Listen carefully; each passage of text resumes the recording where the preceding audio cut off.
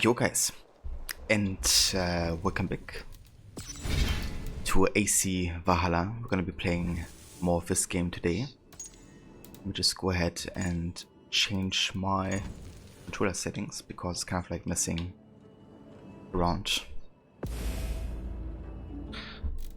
Okay, perfect. You want to say my controller's kind of like disconnecting itself over time.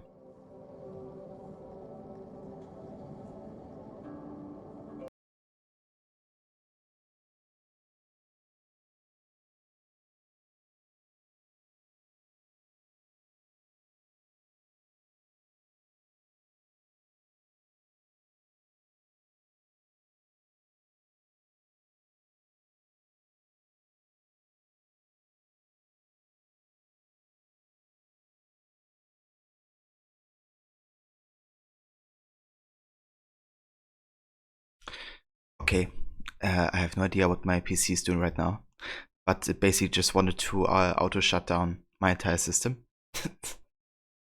What the heck? Okay, let me go ahead and restart Valhalla. But yeah, hey there, Max. I hope you're having a decent day so far. Sorry to hear that you're not feeling too good. But thank you for lurking and for being here.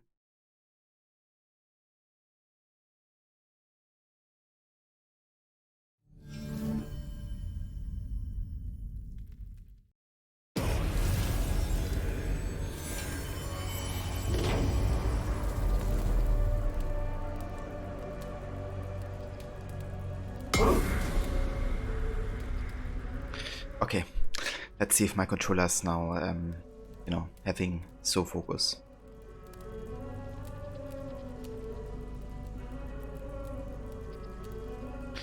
But yeah, the plan for today is to start with the discovery tour, and to do a few more of the quests there. Then after like an hour or so, we're gonna switch over to the main game and work on finishing Kent and all the side activities there. But yeah, we had some major things happening recently. We did find some Foke, but then she kind of like escaped and we couldn't actually kill her. And when we came back to Ravensthorpe, Tech was kind of like blaming us for still not finding Sigurd. So conflict escalated between the two and Deck died. Okay, so for some reason my... It's like switching back to mouse and keyboard.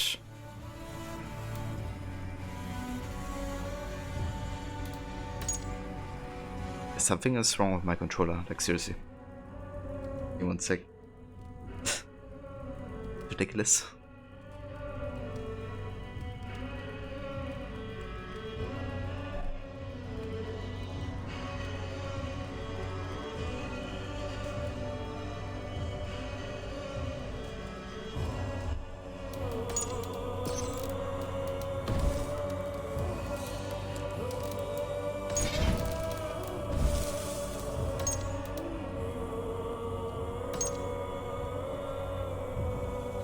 Like I'm pressing Xbox controller.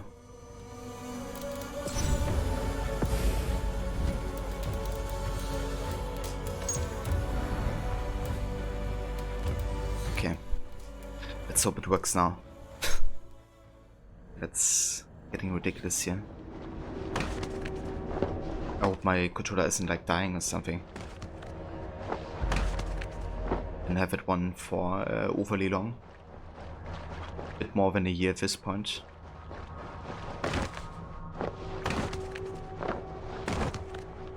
Hey Valevi. Welcome in.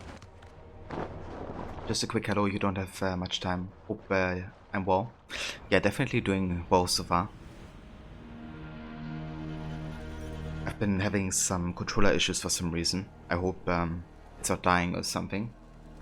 But yeah, I hope it's fixed now.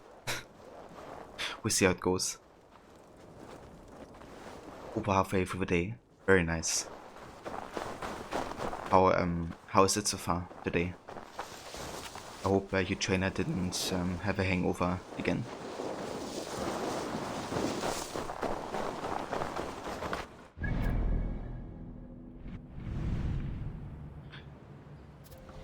Alright, so we finished with Reykjavik. Did like all the discovery sites and behind the scenes. We also did the first kind of like quest line. So we're looking for a second now. Which is for Faith and Fire.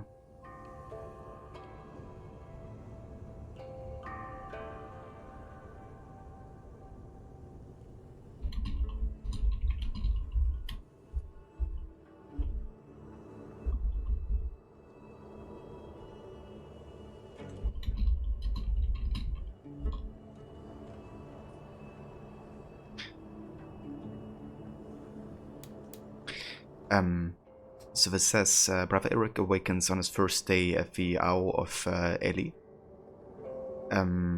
Ready to integrate himself into the monastic life. his quiet peace broken by an unexpected turn of events. The young monk is plunged into the depths of despair, beyond all help.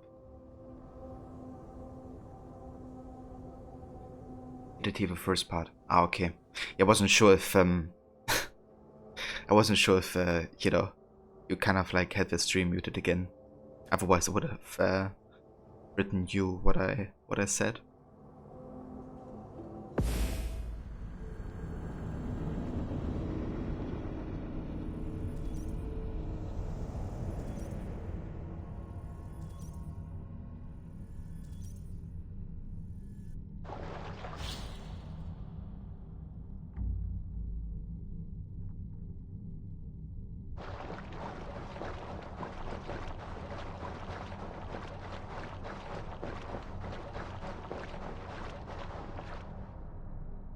Trainers flying to Austria right now because of a franchise partner, so you'll be on your own until 6 PM, which is yikes. Wow. So basically you're not doing anything today again. Sounds like a productive day.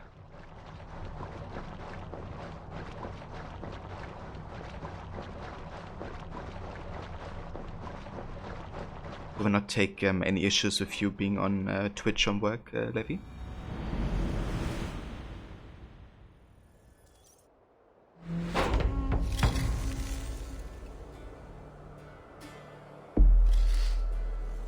Brother Eric begins his first day as a monk in the monastery on the Isle of Eli.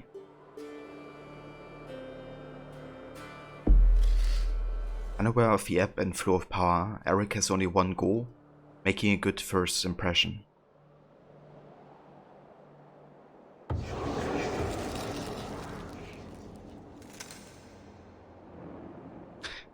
Yeah, very horrible. Brother Elrich, awaken.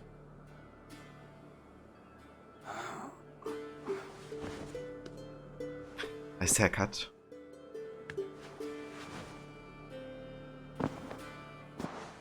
I'd best not keep the abbess waiting.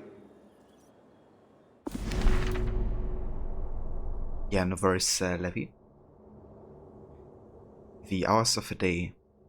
The days and nights of a monastic community were divided into 7 or 8 sequences called canonical hours, or simply hours. The hours served to organize the day around the prayer and to mark the completion of the various tasks. The hours were markers of time that gave rhythm to the whole day.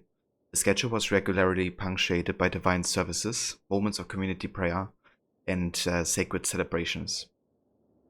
The hours were divided between daytime and nighttime.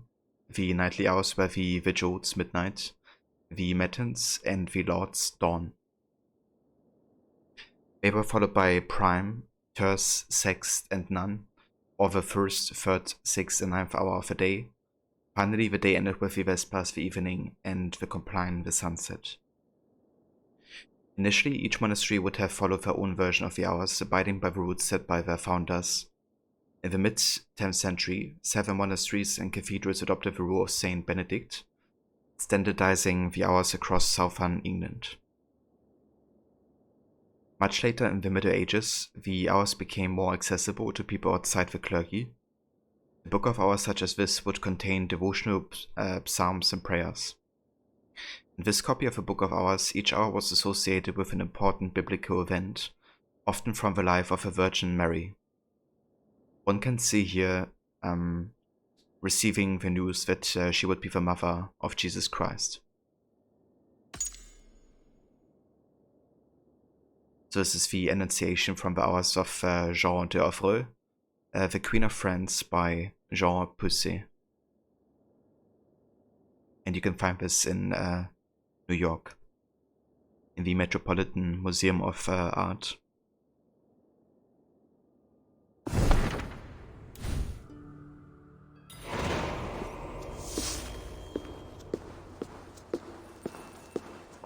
I know the journey was hard on you, so I'll let you sleep through the dawn prayer. Good morning, abbess. Thank you. Now, the sun is rising. You must not miss prime. I appreciate the reprieve and the awakening. Call it a weakness. Your father's name will be a stone around your neck in Ely. Ah, you've a difficult path ahead of you, I'm afraid. Yes, Abbess.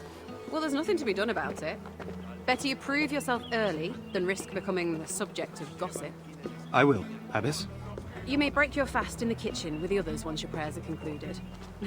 We don't frown on piety here, brother.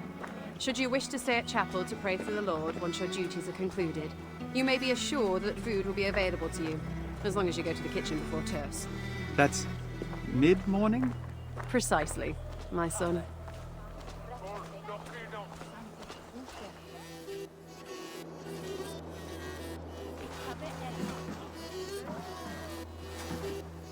I think it's kind of interesting getting, you know, insight into the life of, like, for example, a monk, or, you know, I must not miss like me. prime. What is an Anglo-Saxon? Some sources allege that the Saxons, Angles, and Jutes were the three Germanic tribes who, during the 5th and 6th centuries, migrated to the ancient Roman provinces of Britannia, modern-day England, southern Scotland, and eastern Wales. It was once common in academia to group these people under the umbrella term Anglo-Saxons. Now many prefer to name tribes based on where they lived, like West Saxons, Mercians, etc. The term Anglo-Saxon is flawed. It creates the illusion that there was some sense of common ethnicity between the Germanic migrants, when that wasn't necessarily the case. This map represents the early medieval Isle of Britain. Each colored area corresponds with a different group of people. In yellow, the southern part of the territory of the Scots and Picts. In blue, the lands inhabited by the Welsh. In red, the territory settled by Saxons, Angles, Jutes, etc. Each crown represents a major kingdom, although there were at one time many more English-speaking kingdoms. We have Northumbria, then the Kingdom of Mercia. We have East Anglia over here, then Essex, Kent, Sussex, and the Kingdom of Wessex, which is where we can find Alfred the Great.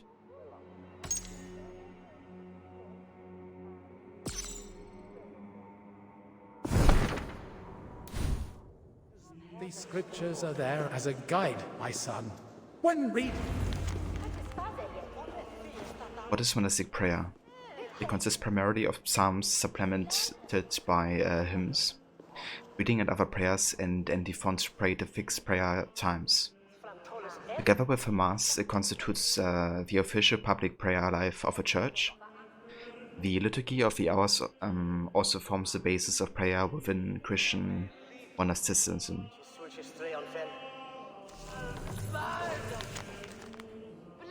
The liturgy of the hours, Latin Liturgia Horarum, or Divine Office, Latin Officium Divinum, or Work of God, Latin Opus Dei, or canonical hours, often referred to as the breviary, is the official set of prayers marking the hours of each day and sanctifying the day with prayer. That's way too much prayer. I would have quit my job as a monk and been hired as a Viking, so I could raid these monasteries. In the practice of Christianity, canonical hours mark the divisions of a day in terms of fixed times of prayer at regular intervals. Pater noster, qui es in caelis, sanctificetur nomen tuum. Adveniat regnum tuum. Fiat voluntas tua, sicut in caelo et in terra. Panem nostrum quotidianum da nobis hodie, et dimitti nobis debita nostra, sicut et nos dimittimus debitoribus nostris. Et ne nos inducas in tentationem, sed libera nos a malo. Amen. Right. I understood everything.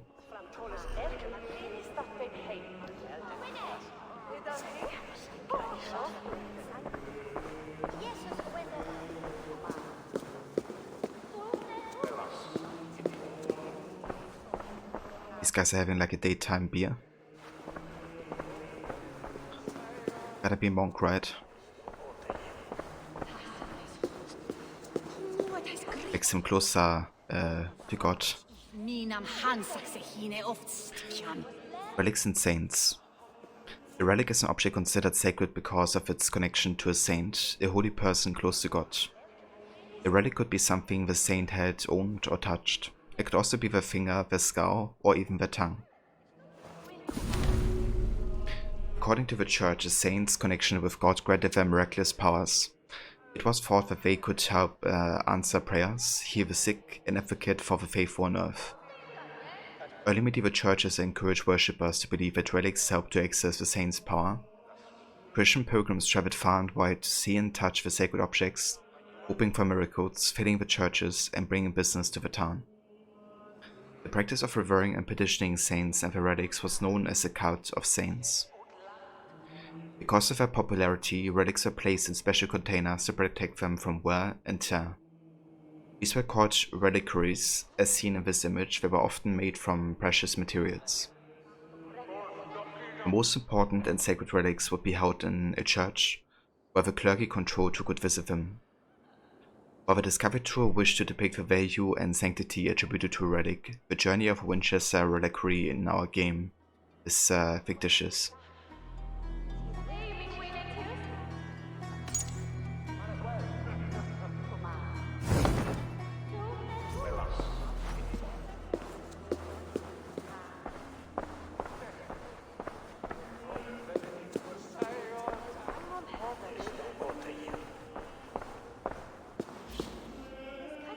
Church testimonies. Priests, monks, and nuns who survived Norse raids recorded their experiences on parchment. Their moving testimonies would shape later generations' understanding of the Vikings, but should be read with a critical eye. At the time of the Vikings, not many people could read and write. Many of those who could were church officials. Their writings were created and kept in the monasteries, and most of the pre-conquest English manuscripts that survived to this day were preserved during the Middle Ages in a handful of churches shown on the map. Because the clergy's writings were preserved, the church's side of the story endured and dominated the historical narrative.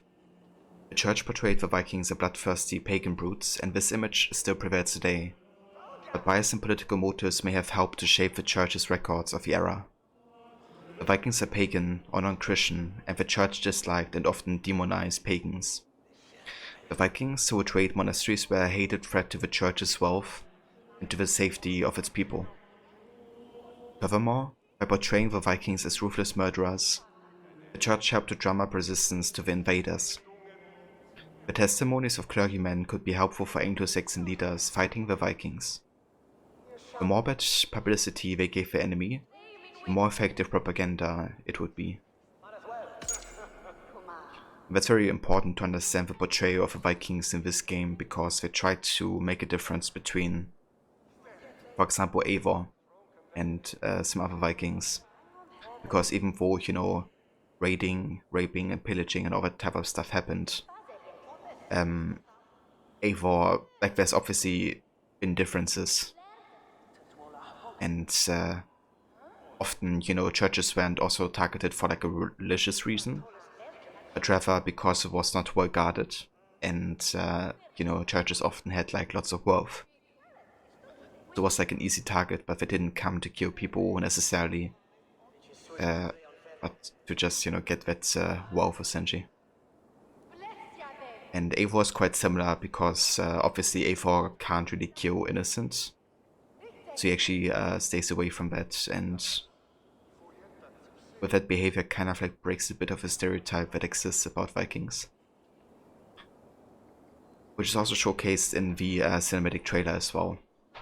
Right, it kind of like shows Alfred kind of like talking very stigmatizing about the Vikings.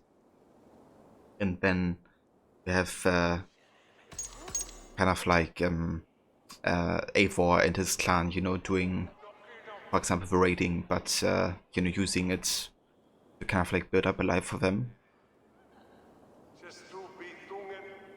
Definitely gives kind of like more grey layers to the Viking portrayal. Hey there, Blue Tech. Welcome in, dude. How's it going? Thank you for joining.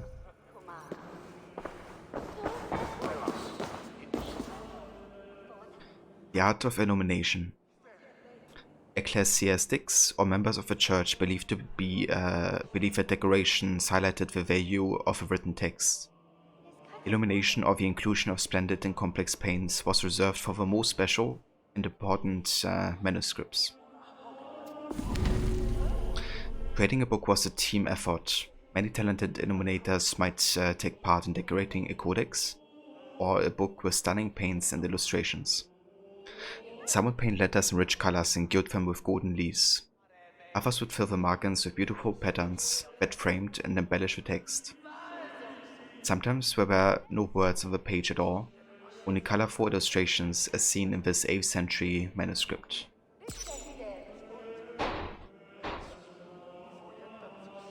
In the bibliothek. I was really feeling doing some more discovery tour today and also more of Kent and the side activities there. Ah, this is from Lindisfarne. That's one of the locations where one of the most notorious raids happened. And it's also referenced in Assassin's Creed Rogue, when Otto Berg kind of like talks about his experience in the Animus. And when he was visiting the life of one of his Viking ancestors, who was part of the Lindisfarne raid. He kind of talks about how visceral and brutal it was.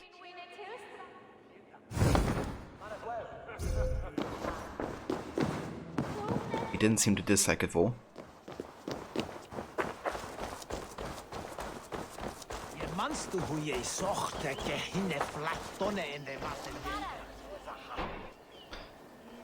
Photogravure. Pay to stare at a wall all day. Anyone's dream job. Photogrammetry isn't just a very hard word to say, it's also an innovative technique for in-game textures. Determined to illustrate accurate surfaces, the graphics team travelled to England to capture every inch of stone walls and pavements, sometimes for 12 hours straight. A 3-metre wall would take 250 pictures, stitched together by specialised software. The final result is a 3D file with colours and depths, designed into tileable textures. These textures are then used by level artists and modelers to add onto buildings. To push the realism further, the graphics team also added uneven silhouettes with protruding stones, slate angles and damaged areas. Okay, that's pretty damn cool. To take like lots of pictures and then just add them together, create like a 3D model. And they can basically authentically represent the architecture in that way.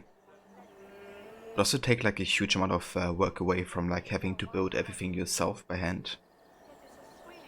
And it also adds to the photorealism, I think.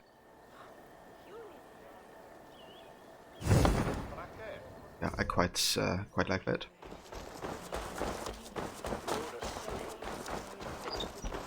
Time to eat. And there she was an abbess, and then used to wear woolen garments, and she rarely bathed in hot water except before Easter, and before the 50th day, and before the day of Christ's baptism. And during the day, she rarely had a meal more than once a day, and from the time of matins she stayed in church, praying until it was day. And through God's Spirit, she herself predicted when she would depart from the world. And she did then depart. And she was buried in the ground for 16 years. And when her body was exhumed again, it was found to be as undecayed as if she had died that same day. And a large wound had been open on her neck when she had been put in the grave. And when she was later exhumed from the grave, it had healed, so that there was nothing but a trace.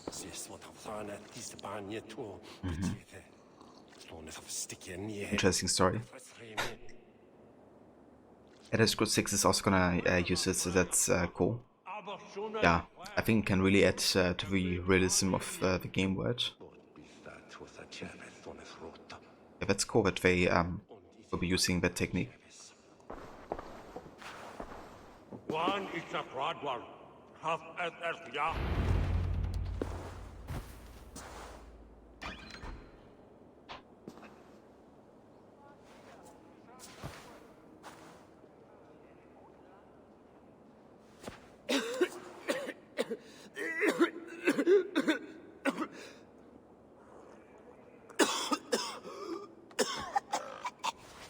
Are you well, Brother Oswin? We must have silence at the Lord's table.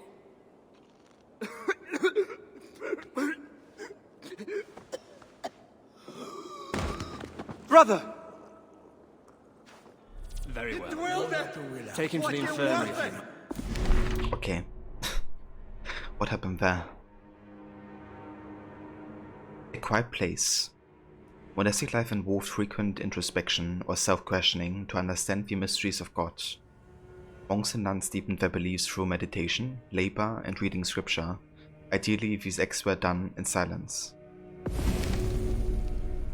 Still, there are strong indications that early medieval monasteries were not always as silent or as calm as they should have been. The central social role that monastic houses played in local affairs meant that they received a steady influx of visitors and their noise. However, this did not mean that absolute silence was unattainable. To avoid breaking the silence or disrupting mandatory activities such as reading during a meal, 10th century monks and nuns developed a sign language. This was known as the Monasterios Indicia, or the monastic signs. The sign language made it possible to maintain a complex discussion without disturbing the sacred silence of a monastery. Here is an excerpt from a manuscript explaining how to ask for soap, using the Monasteriales Indicia, by rubbing one's hand together. Okay. I mean, that makes sense, I guess, if you want to have silence but still want to communicate with each other.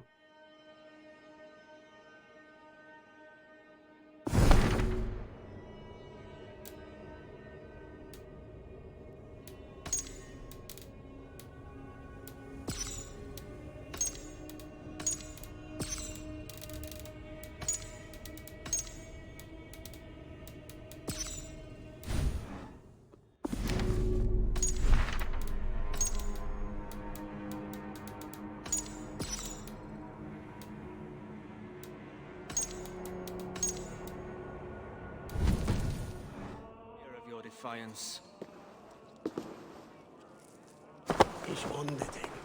Right, let's get you out of here, brother. Where does it hurt? Everywhere, brother. It's like there's fire in my veins. I will find a way to ease your pain. I promise. Poor dude.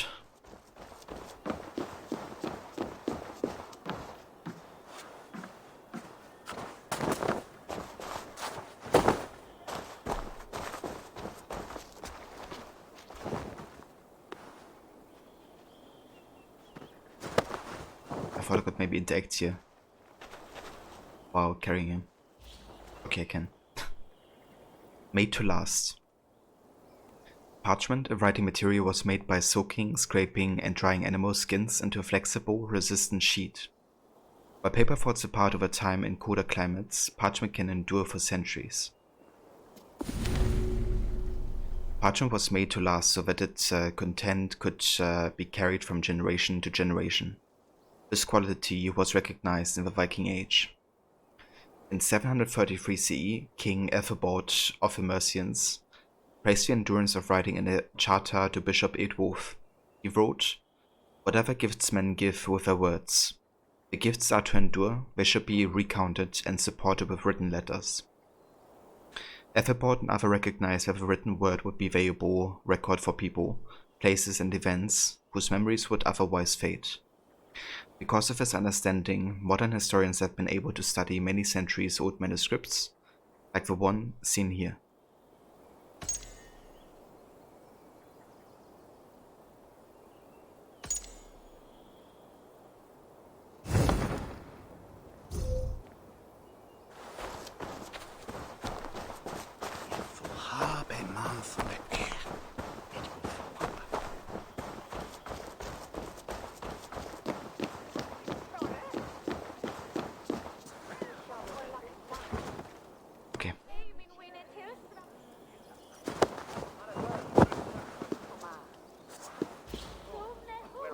Medieval Christian medicine.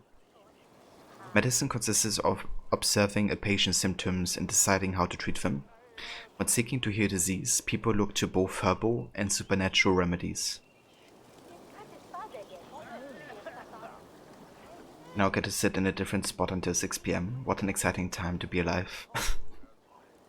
I mean, that changes everything, Levi.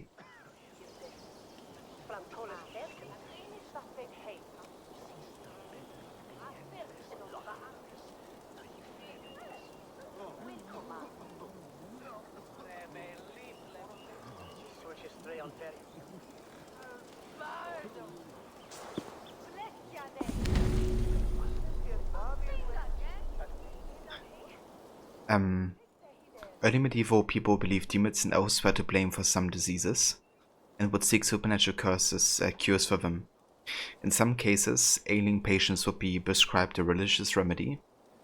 They would be encouraged to fast, pray, or to go on pilgrimage, a religious journey. The pilgrim in this illustration has traveled to the tomb of a saint in the hope of being healed. One could also seek help from the saints, holy figures marked by their closeness to God. It was believed that saints could grant miracles and heal the sick. Christians could seek out something a saint had worn or touched, add it to a mixture, drink it, and hope that the saint's miraculous powers would do the trick.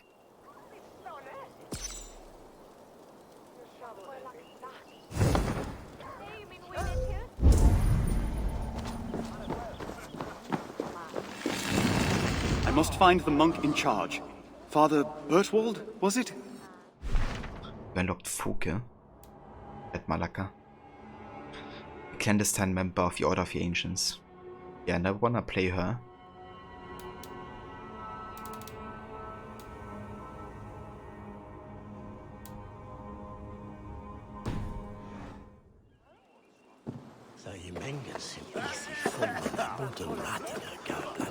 I hope you can treat that patient yourself. God, in his infinite wisdom, only gave me 2 hands. The patient speaks of fire in the veins, Father. An uncommon ailment, and one I don't know by heart. The scribes often copy remedies in the scriptorium. You may be able to find something there to aid you. But if not, Sister Winifred will be able to help. Yes, Father. Scriptorium. Medicine and medics. Although early medieval medicine was strongly influenced by Christian teachings, the healing process didn't rely purely on prayers and miracles. Those who cared for the sick drew on classical and local knowledge of herbs from many sources. Greek and Roman writers had argued that certain troubles of the mind and the body were caused by an imbalance of the 4 humors: blood, phlegm, yellow bile, and black bile. If a person had too much of one humor, the key was to restore balance by stimulating the opposite humor. For example, if someone had a fever, it was a sign they had too much yellow bile, a humor linked to fire. The opposite humor of yellow bile was phlegm. To counteract the fever, a doctor would prescribe the patient a cold bath to stimulate phlegm. An excess of one humor could also be repaired through the release from the patient's body through a process such as bloodletting. Doctors used leeches to treat patients in whom they diagnosed a surplus of blood. Monasteries were sent to places of learning and gathering in their communities, and their halls attracted sick people who sought healing. Monks and nuns were often involved in taking care of the ill and injured. They used efficient medical remedies that are still effective today. Monasteries have the resources to grow herbs used in these remedies. They also have the resources to create, compile, and consult medical manuscripts. By collecting these resources in one place, monasteries eased the consultation and transmission of medical knowledge. An example of one of these medical manuscripts is the Old English Bard's Leech book illustrated here. It is a 10th century copy of a 9th century text, including some of King Alfred's court. Yeah, that's what I was thinking as well, Blue Take. It's like leeches, because you have too much blood. It reminds me of Assassin's Creed 2 and Brotherhood, with the doctors, them saying, get your daily dose of leeches. Sure, that might help with my broken leg.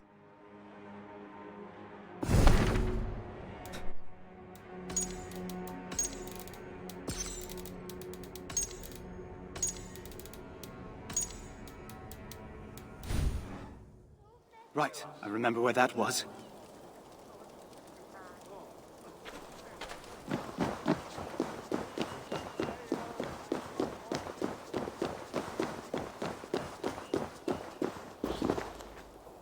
The scriptorium.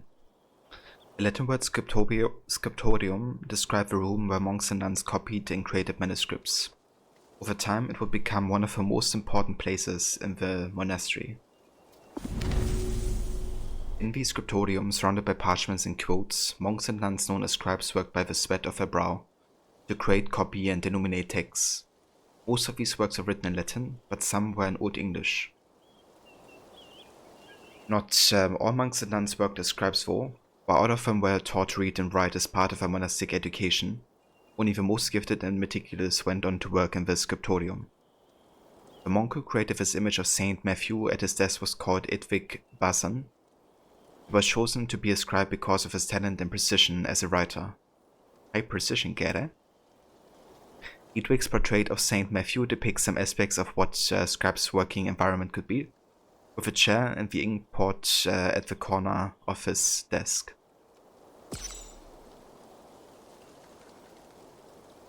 Yeah, that's some high painting precision.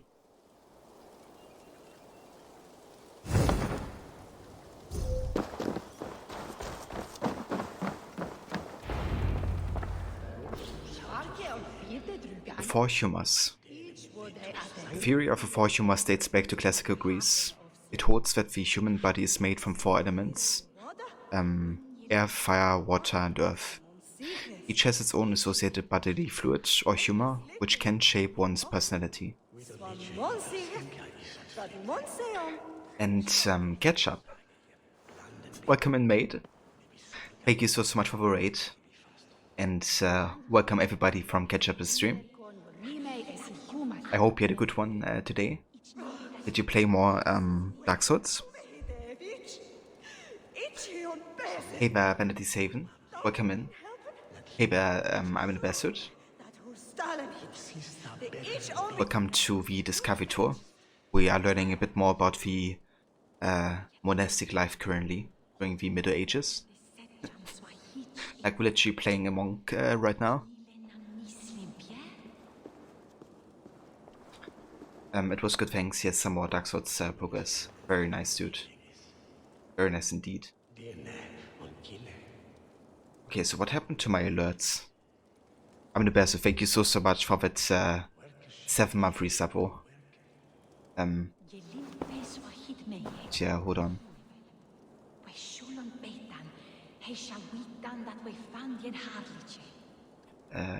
Okay. My alert is white.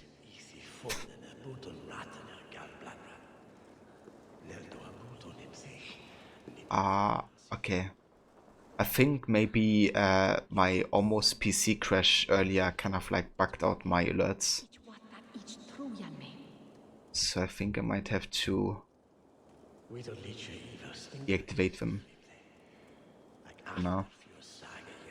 Maybe, hold on, let me try something else. Let me go ahead and add another browser source. Maybe that works.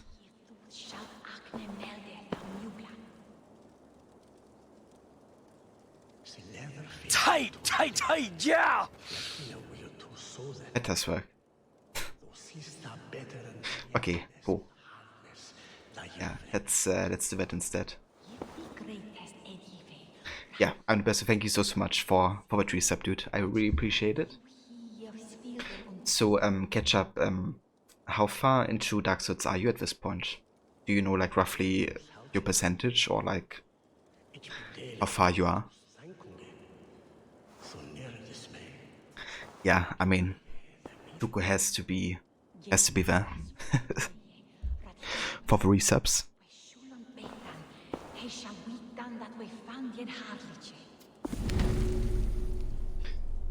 The human blood was connected to the element air. Blood was thought to control someone's happiness and cheerfulness. Yellow bile was connected to fire. It drove a person's anger and impulsiveness. Black bile was connected to earth. It brought out melancholy and anxiety. Last but not least, phlegm connected to water was responsible for self-control and apathy. The person's humors could influence their mood and behavior. Sad all the time, they might have too much black bar, angry at the slightest thing, too much yellow bar. The theory of the four humors shows how medieval scholars of the world is deeply interconnected. As seen in this 50th century diagram, these thinkers understood humans to be a microcosm of the entire universe. Every element in existence could be observed within a single human being. Well, that's very human-centralized thinking.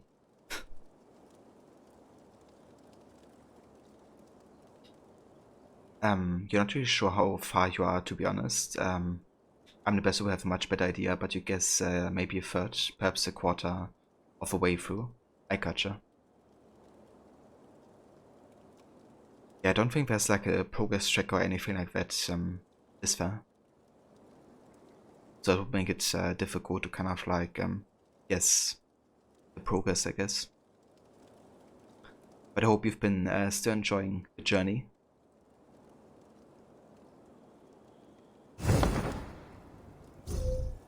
You think you got this in history class too? Yeah, I think I remember learning quite a bit about monastic life as well in history classes. But yeah, it's kind of like centralized view from the humans to the universe. Definitely quite interesting. Very short-sighted, I guess, in a way, but it's interesting to observe. Getting close to probably what most people would consider halfway point. Oh, I mean, that's decent progress. Definitely getting the catch-up. Oh, Figgy. The eye is yellow where it would be red. For men, yellow blackish facial look. For women, a livid red countenance. Those are among the tokens of devilish affliction and elfin mischief. No! No! Yeah, that isn't a remedy.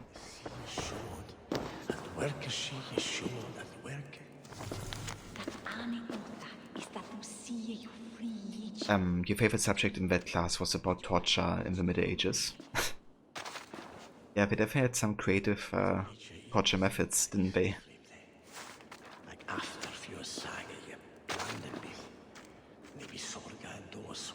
I learned a bit about the torture methods through playing Stronghold back then, because they showcased quite a few of those.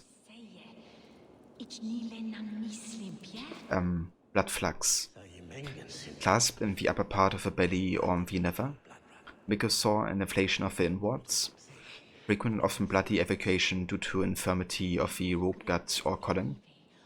Those and even more are the tokens of dysentery. No!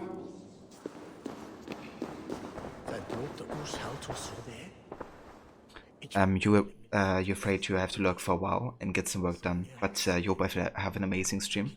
Thank you so much, Ketchup, for coming by and dropping that raid. I hope work goes well for you, and that you have a good rest of your day. Yeah, if you're streaming tonight, I might tune in and have a look. But yeah, I hope you have a good start into the weekend, and thanks again so much. And for those of you who didn't come with a raid, and if you haven't checked out Ketchup yet, definitely check him out. He's an amazing streamer, very entertaining to watch. He plays all kinds of games, currently some Dark Souls 1, which he's playing through for the first time. He's also a fan of Assassin's Creed, which he's been playing for like all the games pretty much. And yeah, he's kind of like trying to beat a couple dozen games until the end of the year. So he's kind of like working his way through multiple games at the moment. And yeah, that's no worries, Ketchup. More than happy to do it. And yeah, I will talk to you soon.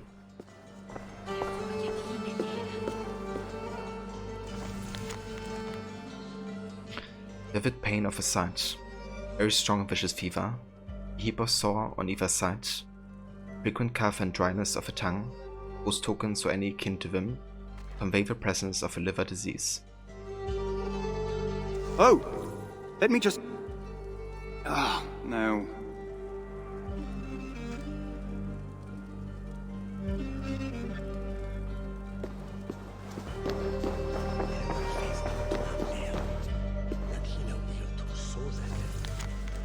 Yellow disease. Sudden growth of humor, either red, white, yellow or black. Body gains in bitterness and becomes as yellow as a good soap. Swarthy veins under the tongue. Those tokens you will associate to jaundice. No luck. I'll have to ask Sister Winifred. Sister Winifred! I've looked but can't find a remedy. Tell me, what is the cure for fire in the veins? A dire challenge indeed. Ox's recipe for pain should aid us here. You will need double brewed ale, honey, feverfew, and wormwood. Though with the raids nearby of late, and the early first frost, you may have trouble with the latter. Is there anything that can replace it? Well, I have heard that dust from a relic can have miraculous properties. We're blessed here in Ellie to have several. Perhaps, if you gather some, the saints will intercede on your patient's behalf. Thank you, Sister. God bless you. Double brewed ale, honey, feverfew, and the dust of a relic. The ordeal of a copyist. A copyist needed a lot of stamina and resolve to undertake the sacred task of writing. The conditions in which monks and nuns labored to painstakingly transcribe manuscripts by hand often left them in great pain and discomfort. Hardship was intended to be part of a monastic life, so scribes were not supposed to vent their frustration aloud. However, they found other ways to express their frustration. Many copyists noted how tiring and challenging their job was through the writing, as seen in this 11th century manuscript, the complaint, "God help my hands." Among the sources of discomfort were cold temperatures, excruciating pain in the joints and muscles of the hands, and burning inflammation of the back muscles. A low light, often from candles in which they were expected to copy fine details from one manuscript to another, caused them to strain their eyes, and this could result in blinding headaches. Yeah, sounds interesting. Wouldn't want to work that job, I don't think. Just imagine, having to concentrate so much that you just get a permanent headache. All the time. Yeah, that's a secret ingredient, Blue Tech. Just a little bit of dust.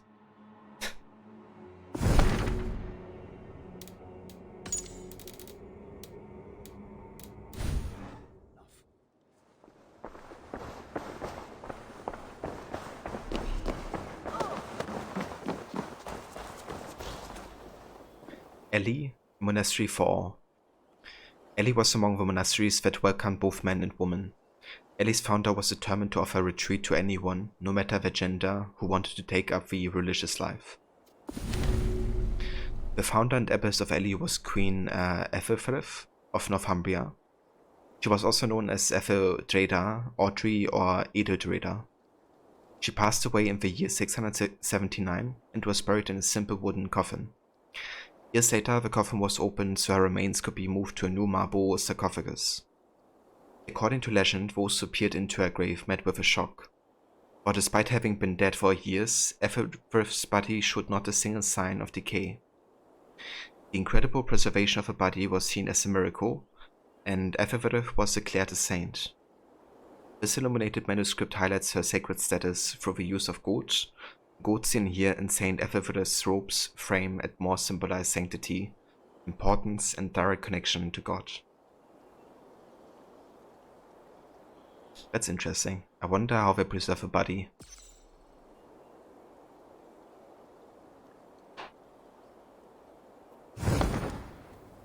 Like what kind of technique they've used.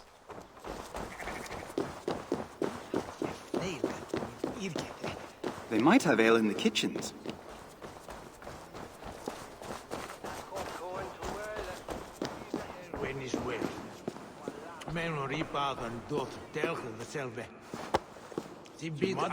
One found. 3 to find.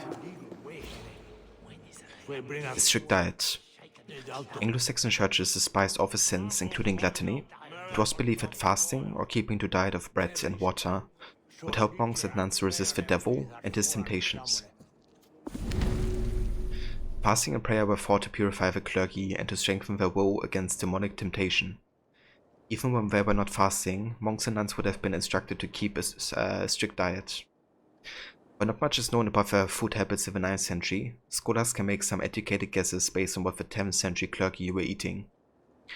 It is likely that monks and nuns were mostly vegetarian.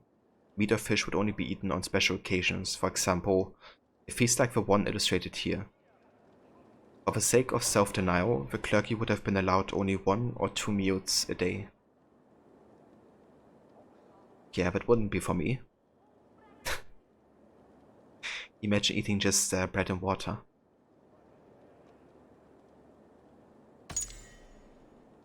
And maybe only 1 meal a day, and that's it.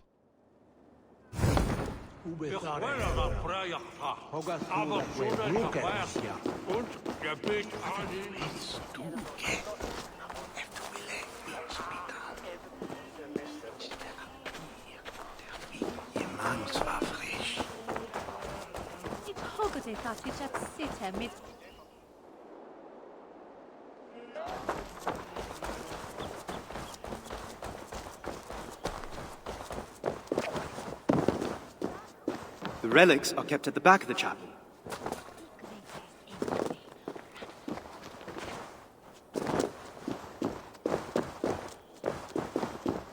Hold on. I have to go up here. I like how we have all the climbing abilities as a monk.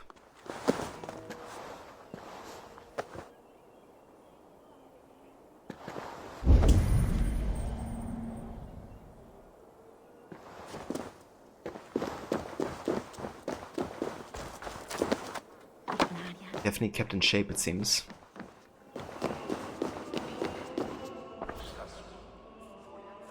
Okay, I actually did read this already. That's 2. Halfway done.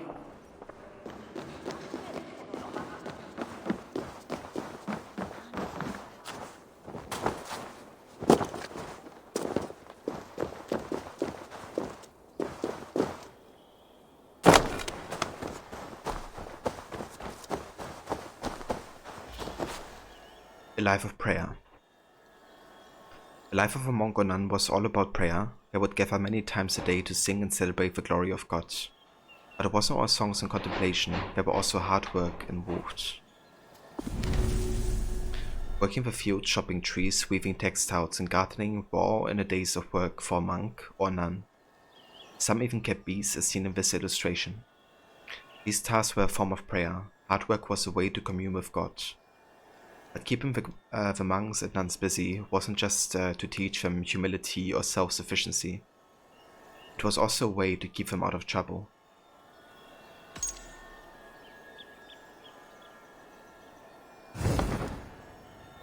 The nuns had set up to gather honey round here. Do I just take it? Or... Careful, brother. You wouldn't want to get stung. The bees jealously guard their golden hoard. I need honey for a remedy. Can you help me? Of course. Take the honey from the table. I'll gather more for the abbess. Thank you, sister. God bless you. And Bess, did I get to pick an NPC, or is it assigned to you at the start of the tour? Maybe you were drawn to that sweet haircut. Yeah, mixture of both. I was assigned this character as part of the questline. But I was very pleasantly surprised by having, you know, the sweet haircut. It was like the cherry on top.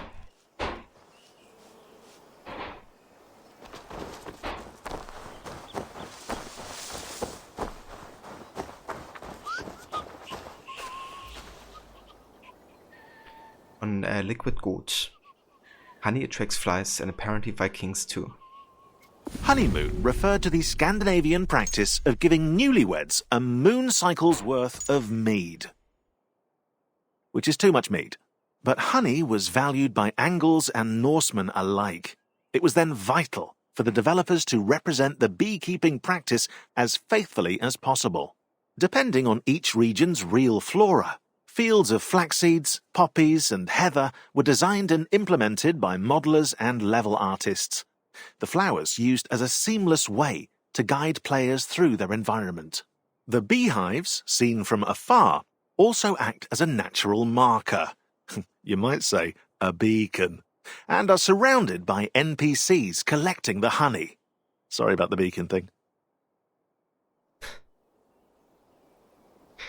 Epic Grace, welcome in. Thank you for joining. I hope you're having a good day so far. We're doing some Discovery 2 right now.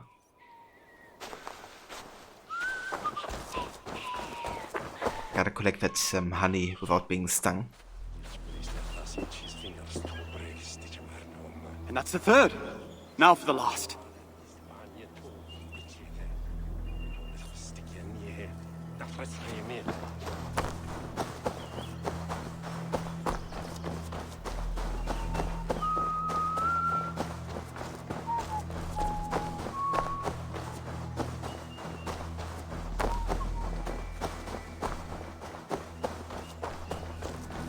I have to say, I quite enjoy these stories so far.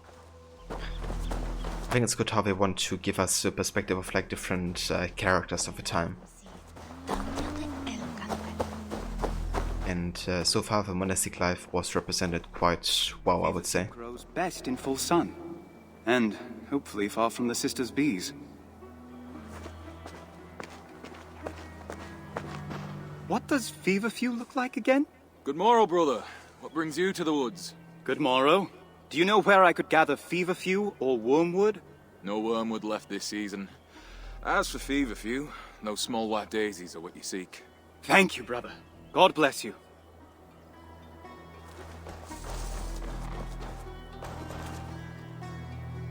I have everything I need.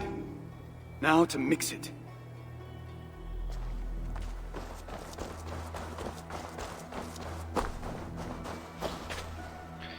Mysterious forests. Careful when walking into the woods, you might get lost.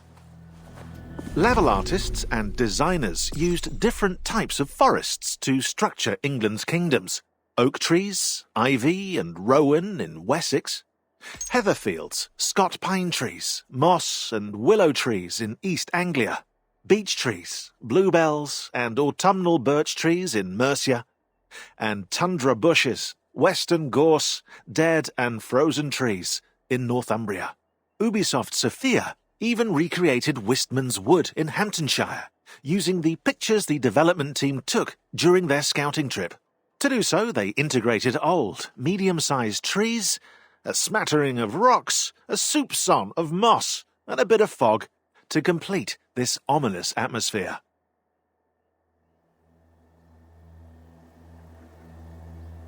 It's really cool. In one of the behind-the-scenes videos that we also have seen a couple streams back, they kind of like showcased how they have photographed the different, forests and how they recreated it in-game, and the similarities actually, like, it's actually insane how accurate they represented a lot of these,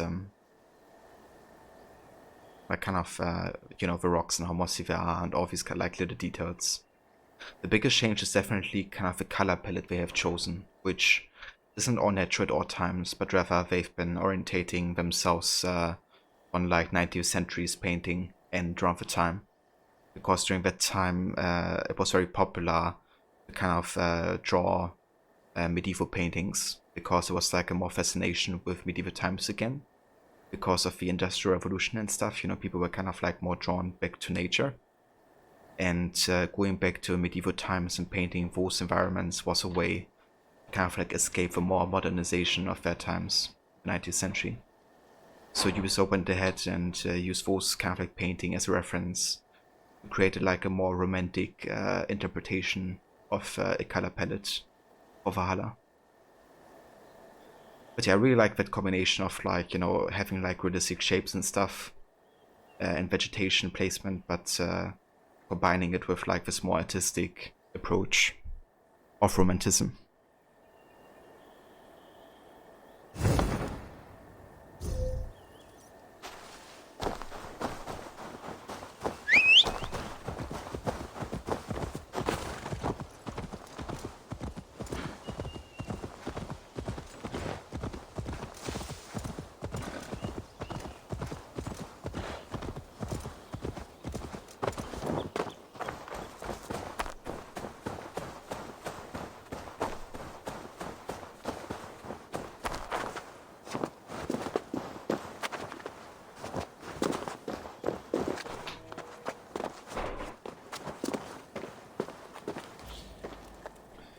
Take a leap of faith, rebuilding the past from the ground up. As the monastery of Ely had been destroyed, level designers and artists had to draw their inspiration elsewhere. More specifically, from the Saint-Martin du Canigou Abbey in France. Despite the construction being 2 centuries older than AC Valhalla's time period, it offered interesting architecture for the players to enjoy, atop a hill for great scenery, a cloister to clear the perspective, and the bell tower to provide an iconic viewpoint. Finally, an underground tunnel was added, a unique feat perfect for a surprise attack. But some things remain accurate. Several eels were placed in the waters circling the monastery, a nod to the feature that gave it its name.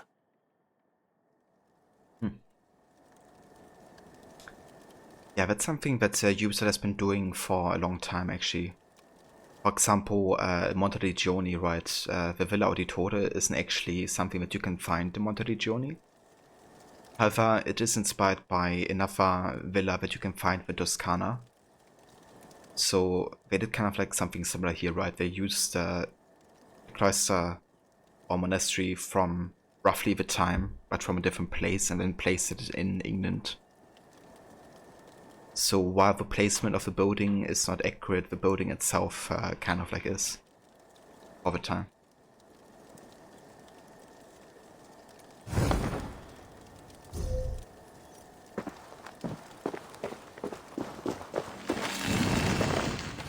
Oh, we unlocked Hyphen.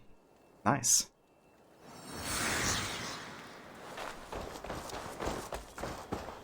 Of Hyphen as a character.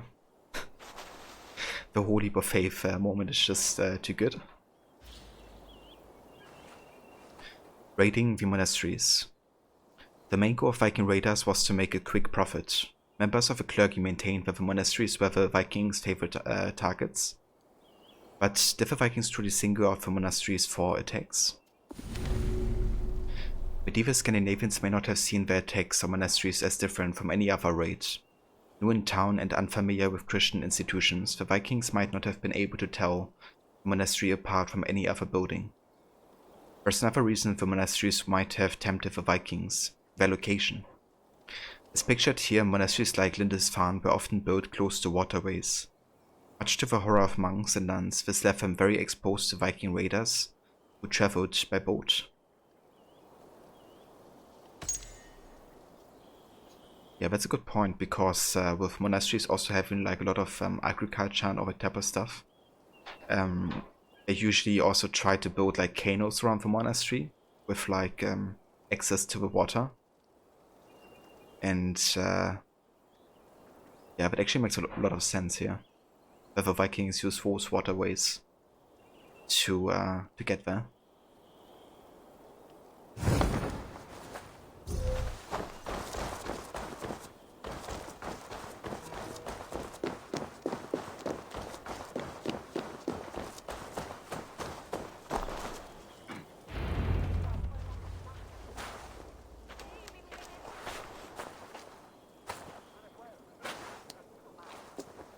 Sister Winifred brought me the recipe from the scriptorium. And now I am delighted to discover you know the use of the mixing bench too. Would that God had sent you to me sooner?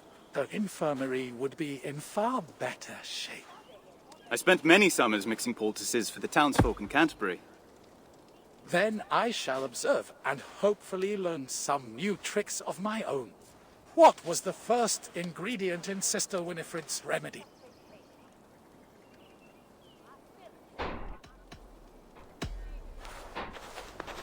The first ingredient is double brewed ale.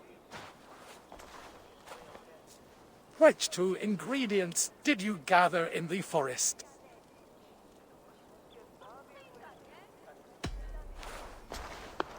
It was feverfew and honey to ease the throat. What did Sister Winifred suggest you substitute for the final ingredient?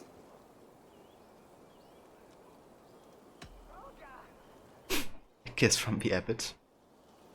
Yeah, dust from a relic, of course. Cadmus said holy dust. Dust from a relic is said to cure many ills. There. Done.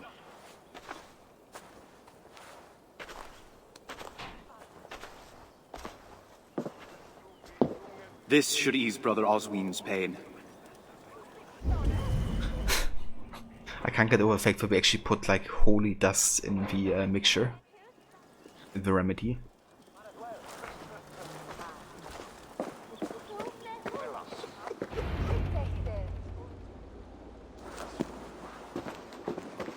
Here, brother. Drink this. It will ease your pain.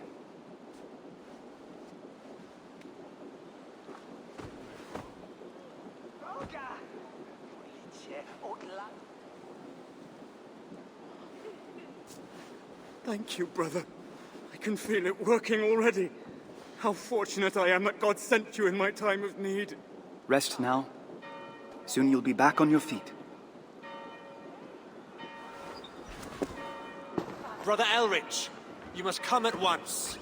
What's the matter, brother? Do you not hear the bells? The abbess requires your presence at chapel immediately. I'll go as soon as I'm done helping Brother Osween. No, you must go now. Hurry!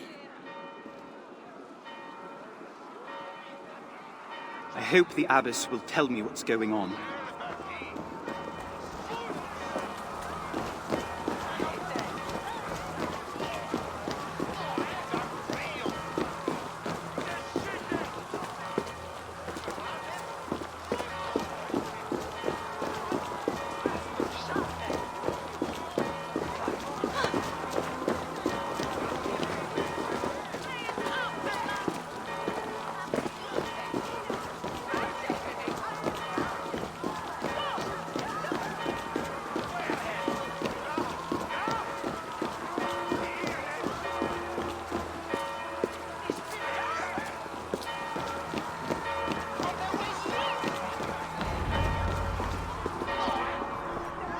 Abbess! What is happening?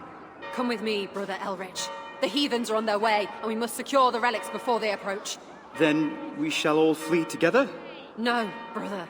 The others prepare to fight. Collect the reliquary, please.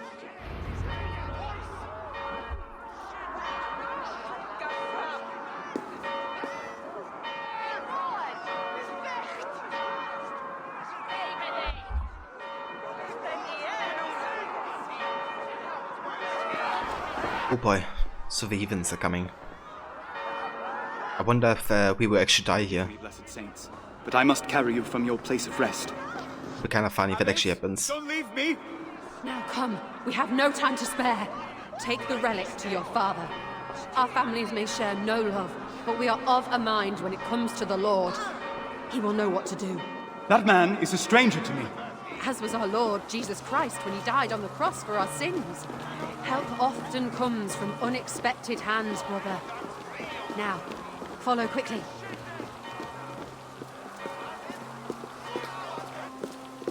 Into the catacombs. Remain swift and silent.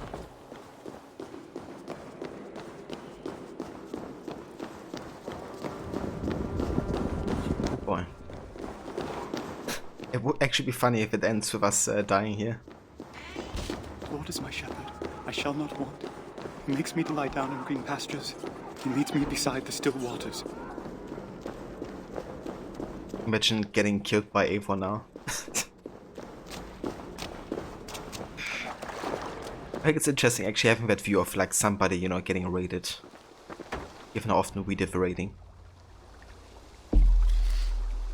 Despite ensured by the abbess's sacrifice, Brother Eric is alone with a precious relic in hostile territory.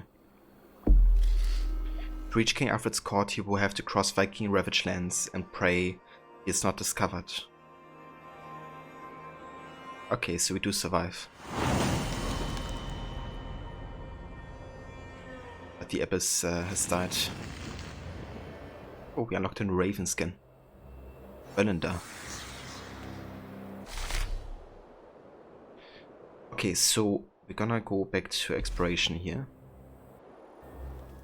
Because we will be doing the next quest next time. After we're nearly finished with Rampart Shires, I'm just gonna go ahead and finish these last few discovery sites real quick. And then we head back to the main game. and the rest of Kent.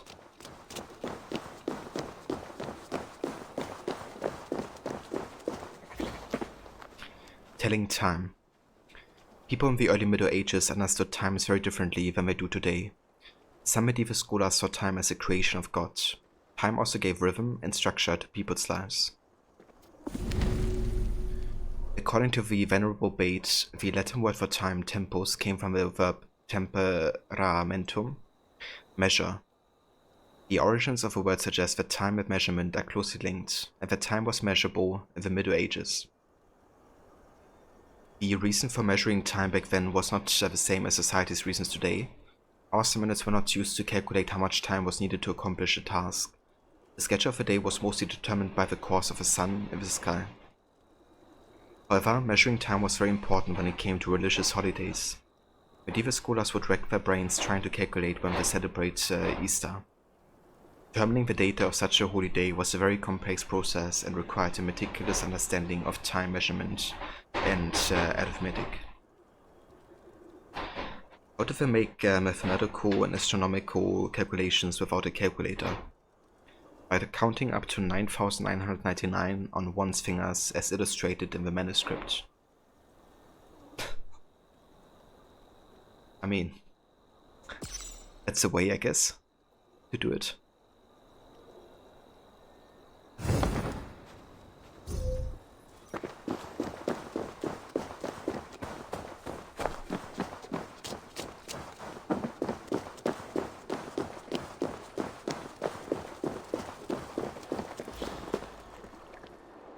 Many roads. Early medieval monasteries were far more than just religious centers. Monasteries played a major role in the economic, political, and social fabric of medieval society. Monasteries served many purposes and needs. Pilgrims and other visitors would arrive seeking spiritual guidance, medicine, education, and more. As seen in this image, monasteries could grow to great sizes to meet their community's needs. They were also among the biggest local landowners, and by extension the biggest local employers in a given territory. Because they controlled people's lands and livelihoods, monasteries held immense social power and could help shape the political landscape. The authority and influence of the monasteries made them helpful meeting sites for other powerful elites. Local aristocracy and even royalty would gather at monastic centers to discuss politics. These nobles would often be joined by their entourage, whose presence offered its own set of challenges of their hosts. Not only did the monasteries have to provide food for all the other guests, a huge undertaking, they also had to take care that their own monks and nuns would not be tempted to sinfulness by the presence of so many worldly visitors.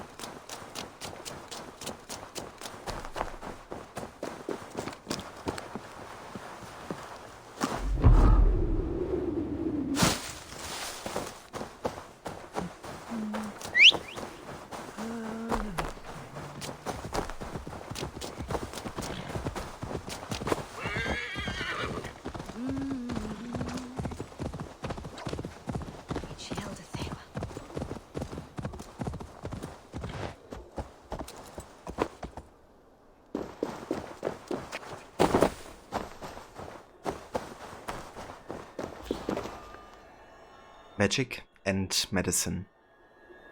The church considered the magical beliefs pagan and evil, and forbade their practice. However, monks and nuns still believed in magical creatures like elves, and these beliefs continued to influence Christian medicine. Ward's Siege book, a 10th century medical book, shows how magical beliefs endured in the world of medicine. The book included remedies against sicknesses caused by elves, goblins, or the devil himself. If a person was suffering from elf disease, they felt pain as though they had been shot. According to some, this was because they had been shot with an elven arrow.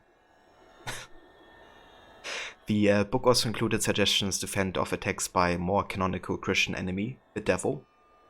In this page, with each book suggests a remedy against Fiondes Costungum, or temptations of the devil.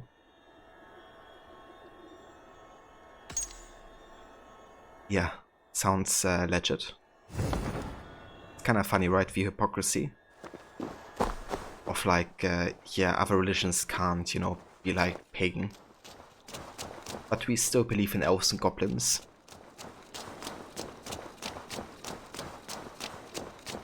It's like, you know, what is it?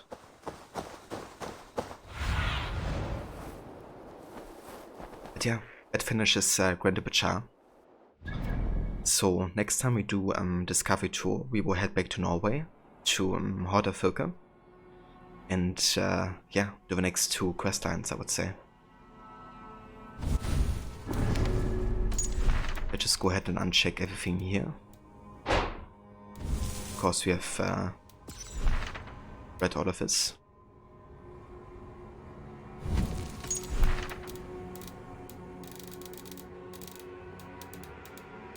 Okay, there we go.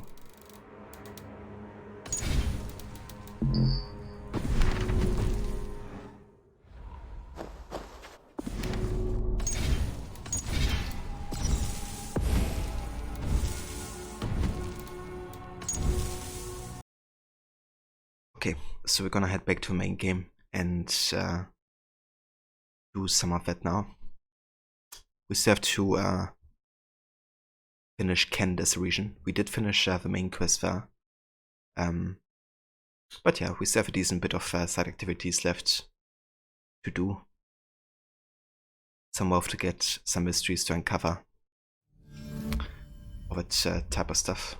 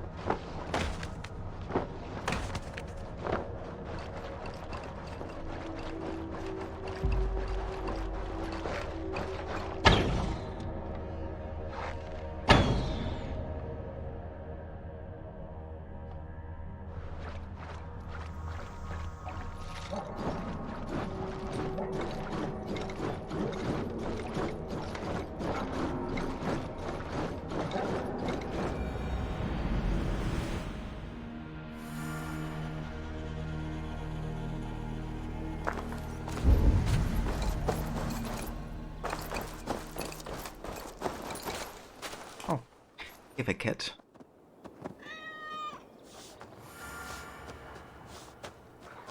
That's a good way to start the Eivor session with. Just pet all the animals here. I wish I could pet Dwarfgar, but I don't think we can.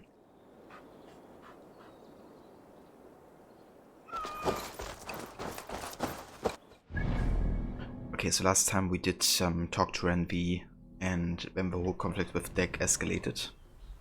And we could go ahead and patch your next area already, but I would rather head back to Kent and do the rest of the activities there.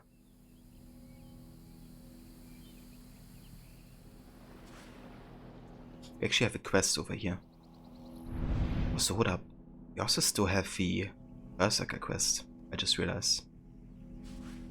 We also still have to fight this daughter of Larian.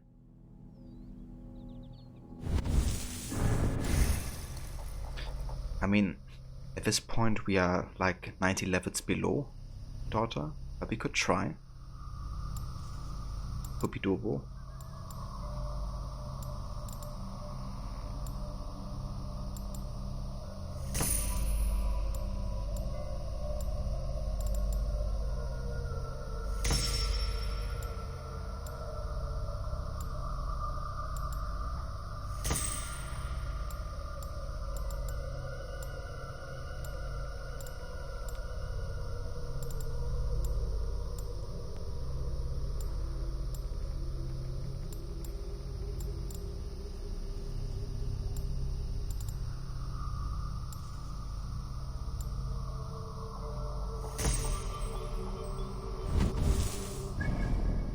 Okay, so I think before we head to Kent, I will actually go to East Anglia back, and we would try to take on that daughter, see how it goes. Might get our asses kicked, but if so, it's fine. Let's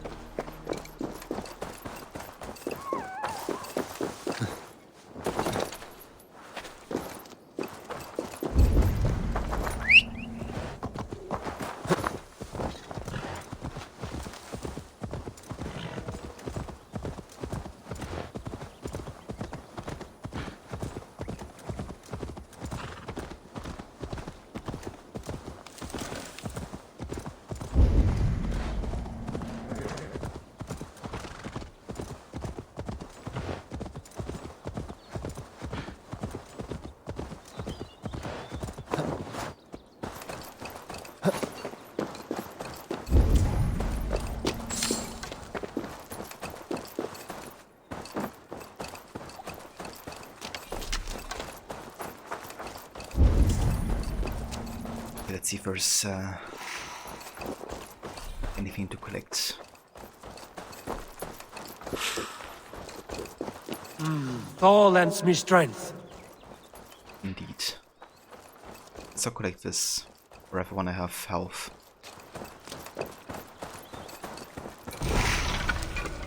There we go. 5 rations. It should be sufficient, I hope. First, let's have another save here.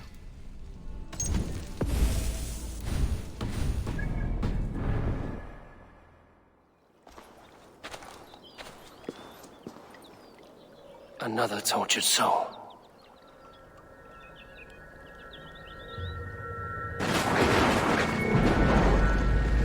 Come you hither to pay your respects to the great and brave King Lyrion. I do not know such a man. He was betrayed and murdered by those who denied his friendship, just as you deny him now. Hold there! I'm not your enemy! Darkness must reign, and you must fade within it! I will not be taken by a demon goddess!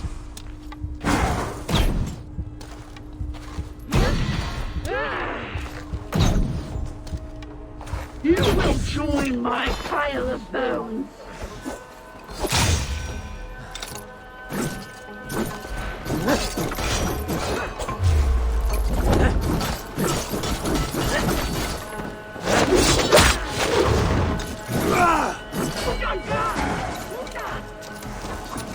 How can there be so many of you?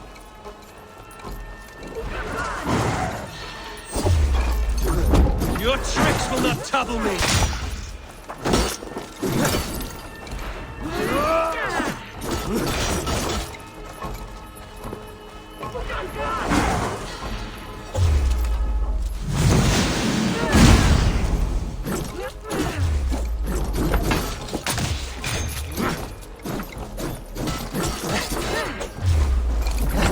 Away with all this!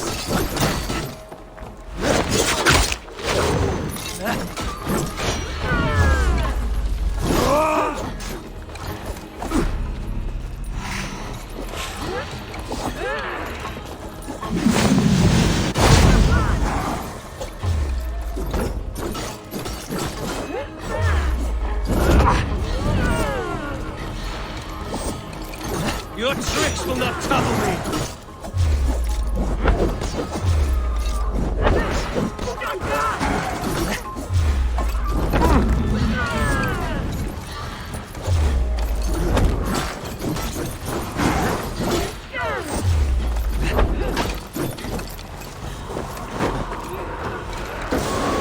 Now you face the end! You demon-plowing dog! I was to be Lady of Mercia! She commands the power of the wind. Your tricks will not trouble me!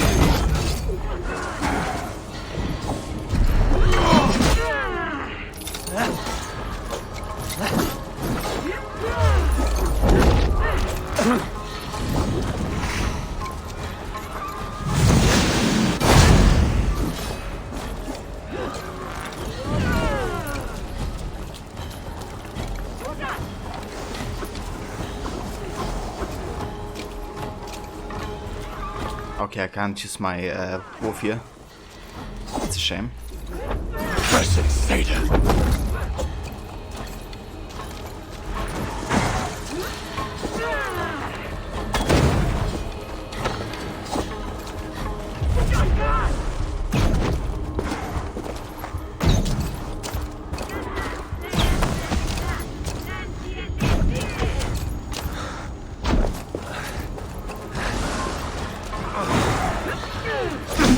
Oh fuck.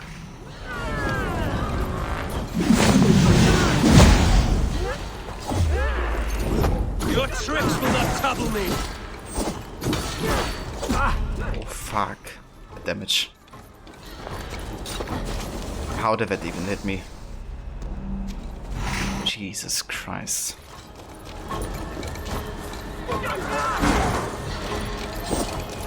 Your tricks will not trouble me!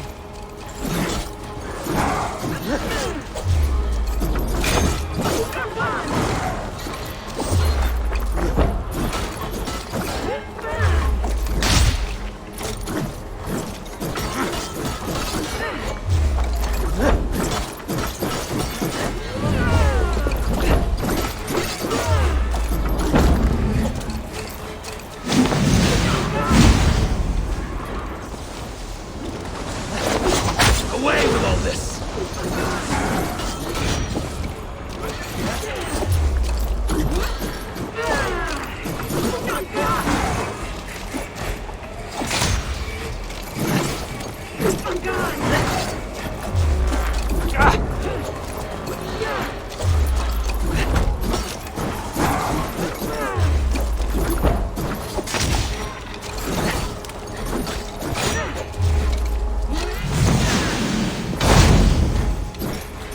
Temperate spirit, leave this place!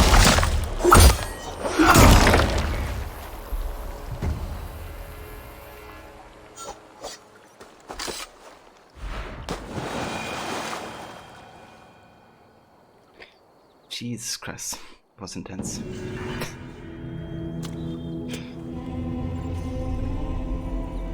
But yeah, we made it.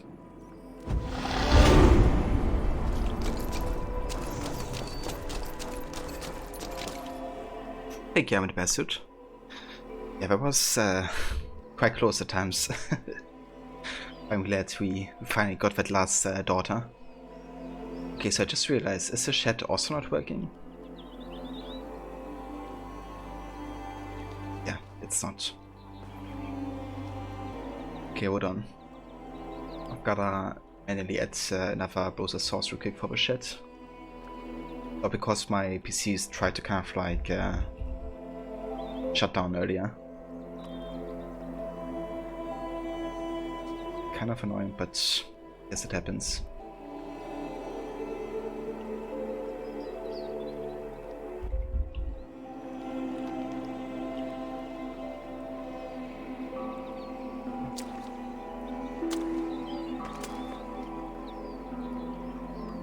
What up?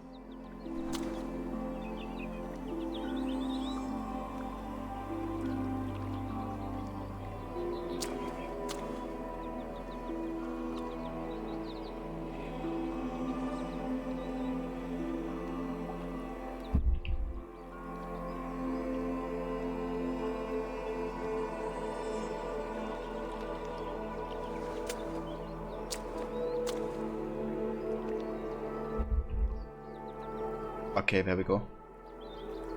Sorry, I didn't realize the chat was also not working. Where's this fight? So this fight is on the western border side between East Anglia and Grand Rapidsshire. There's a viewpoint called Britannia's Watch, the western side of East Anglia, from where you can just go to the southwest.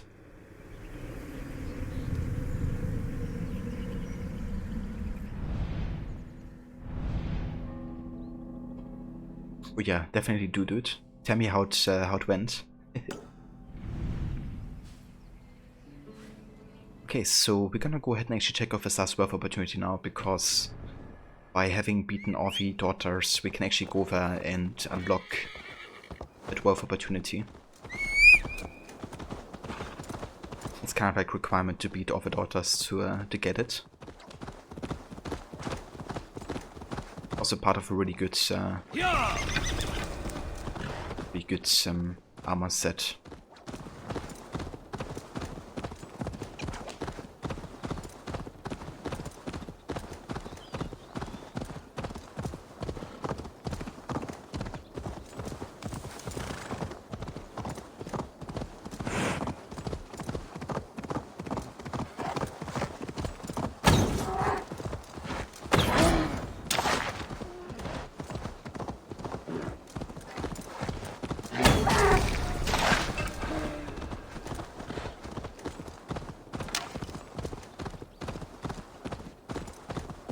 To spend some time doing the boss fights and mini bosses. That's a good idea. Definitely make it interesting, you know, having always like different challenges.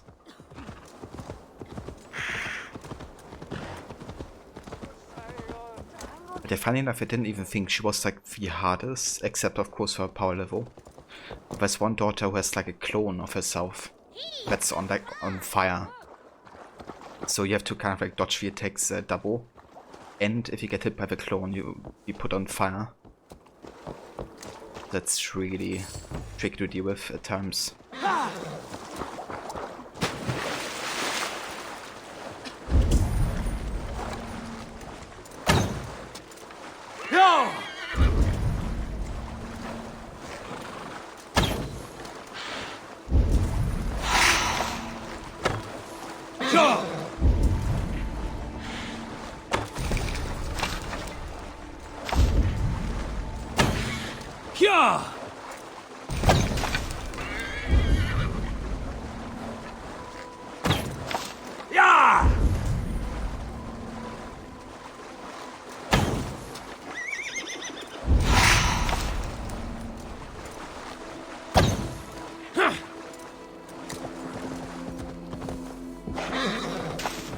The middle one is the hardest for you. Is that the one with the fire clone? I think it is, isn't it?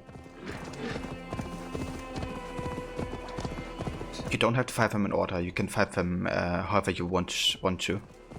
You get a dagger from each of them, and you just need all three of them to access the treasure I'm about to get here.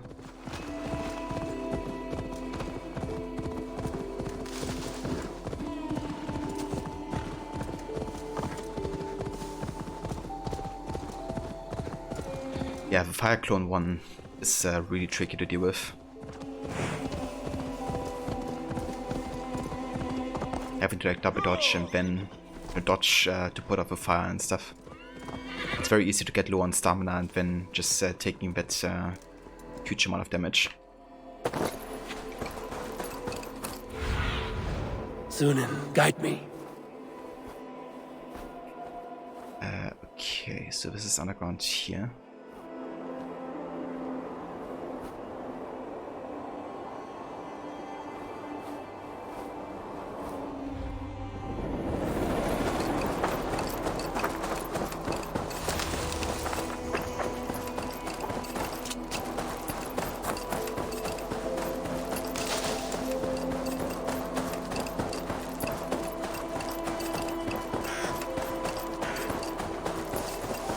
I assume we have to take that underground entrance here.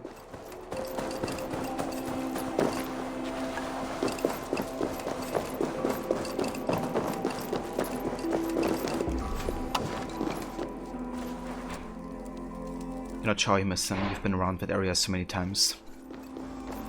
Yeah, it can be definitely a bit RNG dependent as well, I guess.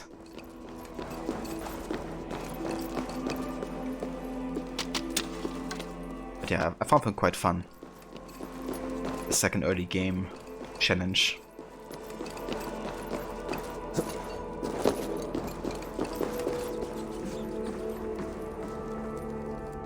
I have a dagger from the Bard Lady. It may go here.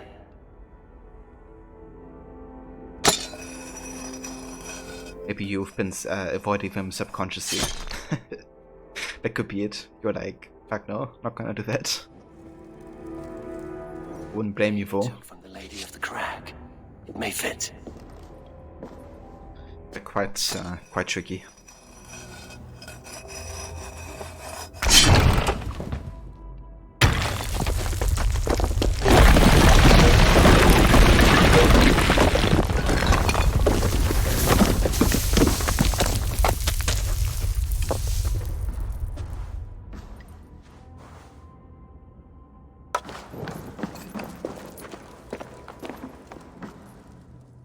Is this a quest you track, or is quest items that give you a backstory? So basically there's a villa on top of this kind of like crypt, which is the villa of Larian. And the whole story of Larian is kind of like highlighted in letters in the villa. And kind of like the daughters, and how they've been kind of like tortured and captured, but then escaped and kind of like did swear revenge and stuff. I don't really go into like too much detail overall, but you can definitely find a couple letters in that villa, which give you like a bit more insight.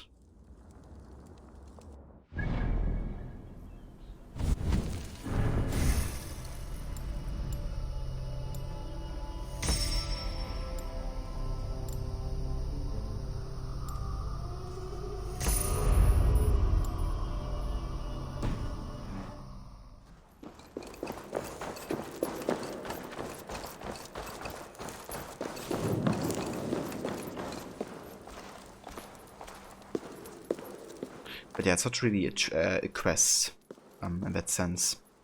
You just get the 3 daggers, and then obviously if you kind of like go for the web opportunities, you eventually come across this location and can't advance unless you find all the daggers.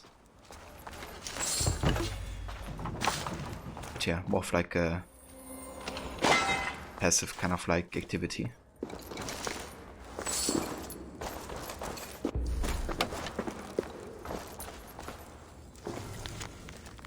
Fated letter.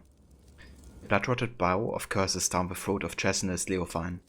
Thundered lightning of Funor upon the petty head of pious Edmund. The scourge of Dane spears in the blooded guts of Gelling Ella. Black curses on you all for defying so great a man. Larian Father, Larian King, Larian Divine. We will devour all those who defied him. RGC, which stands for the 3 daughters.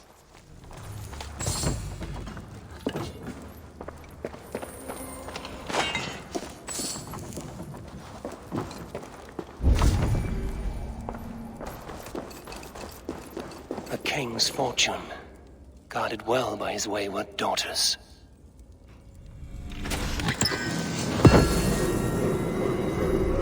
There we go. Force helmet.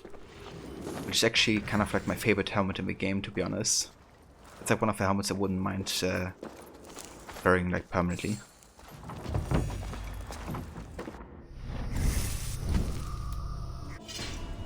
I actually remember seeing like concept art of the Force set and just really digging the helmet.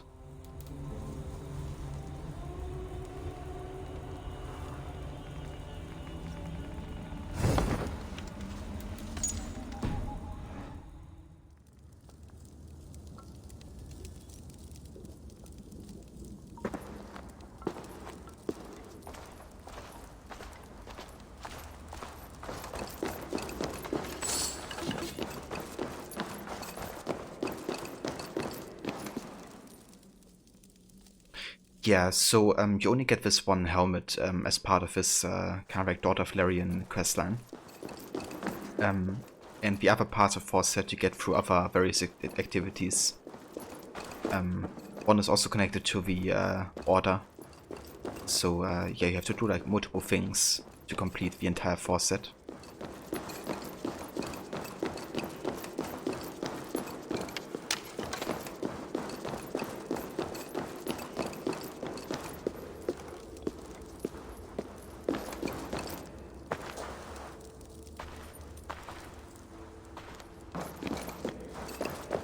A bracer?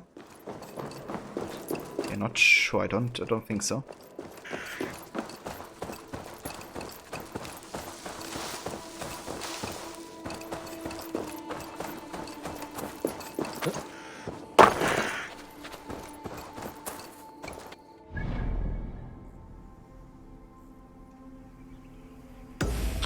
Okay, so we basically finished in East Anglia. However, there's still a Berserker quest I haven't done because when I was in East Anglia last time for the main quest, this quest kind of like disappeared. But yeah, I think we're gonna do it now that it's available.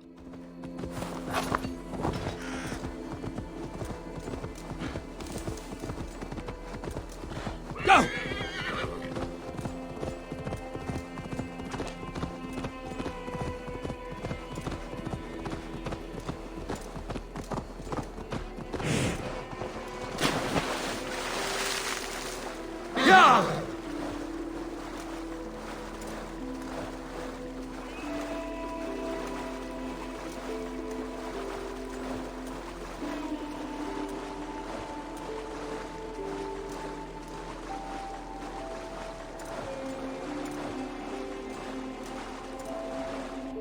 You think you saw Papa for a bracer? Oh. Indeed. Okay, I didn't catch that one. Yeah, you're right, I'm in a bearsuit.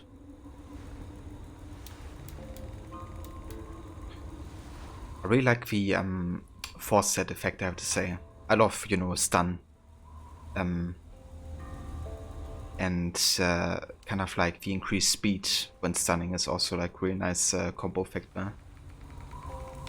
I got it when I defeated Cordelia. Ah, okay. Didn't pay attention to that, I don't think. That's nice. I wonder what we're actually missing at this point. So I got the helmet of the gauntlets. Do I have the breeches? Don't have the cape because that's connected to the Order. And I also have ropes, I'm quite sure. I do have a better plate. So I'm literally just missing the cape, which you get from completing the Order. Quite good progress on that front.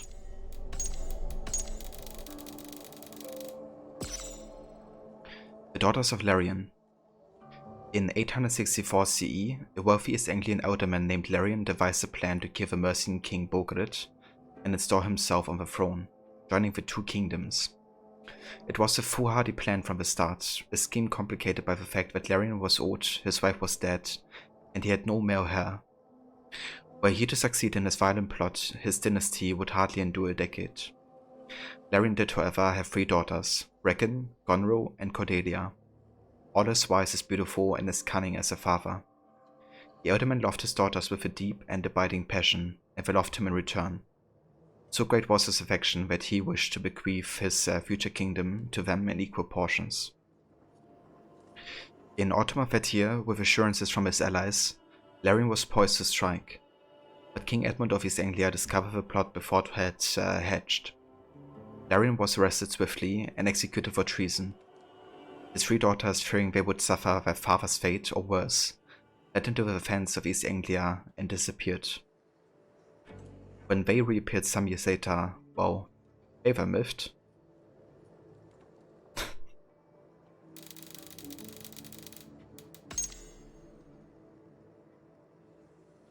There was a lot going on the screen at the time. That's true.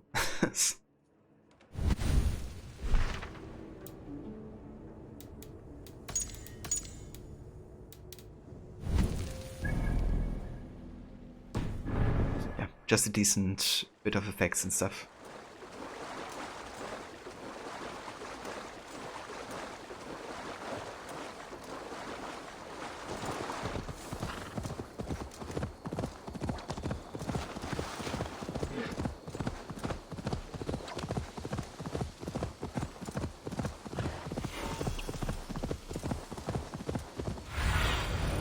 Have a look, Sunan.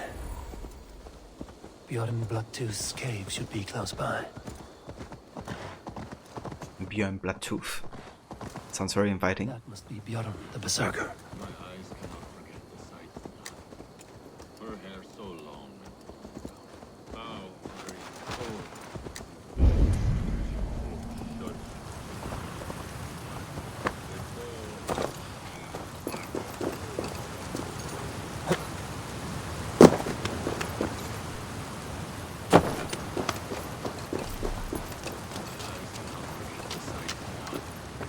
Her hair so long. How are you cold? You bear skins, you wolf shirts, you tasters of blood. They call us shield biters, wall breakers, born in battle's flood. Soon, Alvilda. Soon. A man who fights beside a great white bear. You are Bjorn Bloodtooth. Ask the dead. What do they tell you? They say, we do not want shapeshifters in these lands. They wished me dead. They are not the first. And you, come to make your name in battle. Another corpse at my door won't matter. I'm not here to fight you, Bjorn. I am Eivor of the Raven clan, and I offer you a seat in our hall. I have no clan, and no need of another. You prefer to live alone here with your bear? I prefer vengeance. Against the men who hung my wife and left her for the crows. Who is this man? A Mercian lord, whose name shall not sour my lips. He has scores of men. An army, perhaps. But that will not stop me. Then let me help. If you truly wish to avenge your wife, you must not fall in battle. I shall think it over. Njal, go with my bear. Feel her belly. And if Njal trusts you, who knows? Maybe we do as you say. Sure, let's spend some time with this lovely looking bear. Doesn't look intimidating at all, with all these scars and stuff. You're tame for so wild a beast. Is that so? Tell me, what does a bear like you eat? Whatever you want, huh? Best you show me then.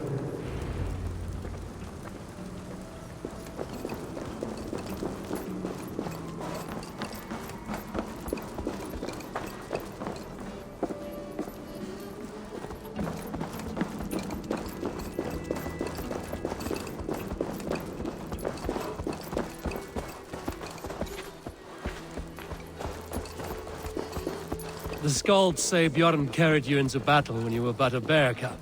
Raised you as one would raise a child.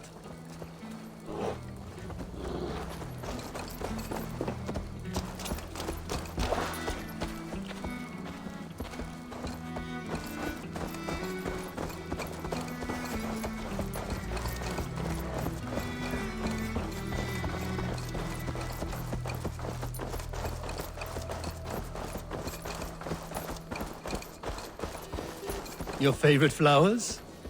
They are not food, Jarl. Reminds me of summer in Norway. We had fields like these near Hemminger's Hall. I can see why Bjorn keeps you around.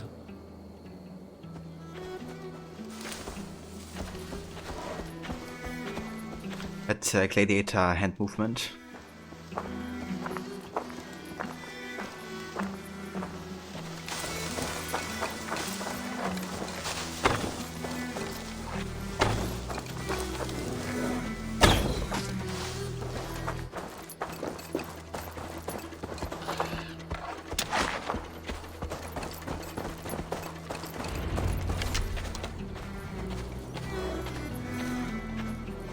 Do you want some fish, Njal? Here.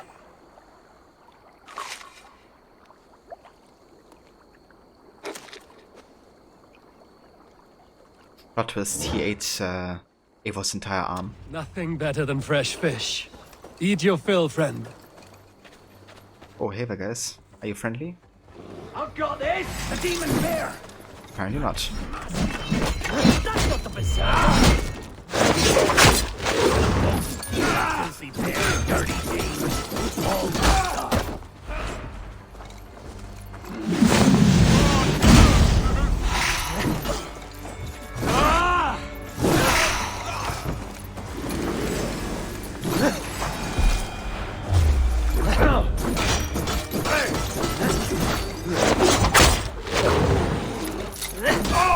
We're looking for you, Njal.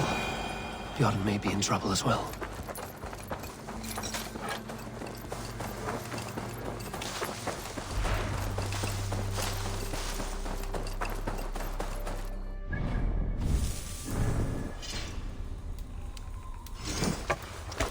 I might actually go for a shield secondary here. Or like flare and shield. Question is which shield do we want to go for. I think like the Blood Wolf would be quite good, to be honest. Because it ignites our weapon on parry. And then we have like, you know, the flare with the DPS, which would be really good. It's not very highly upgraded, so that's... doesn't make it that good, but... don't use it that much anyways, as a secondary. And... let's give it some stun.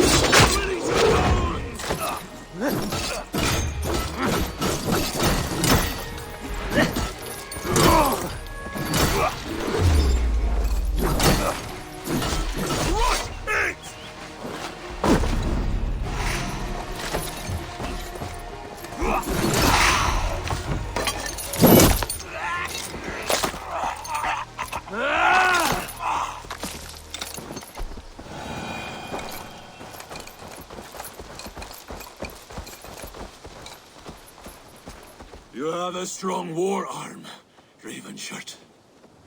Ravenshirt. These men did not come for the fame of defeating a legendary berserker. No. They were followers of the Mercian Lord. My blood enemy. My wife's killer. How did your wife die? Fame has two faces, Eivor of the Ravens. In Norway, many a young thane wanted the glory of killing me. They died.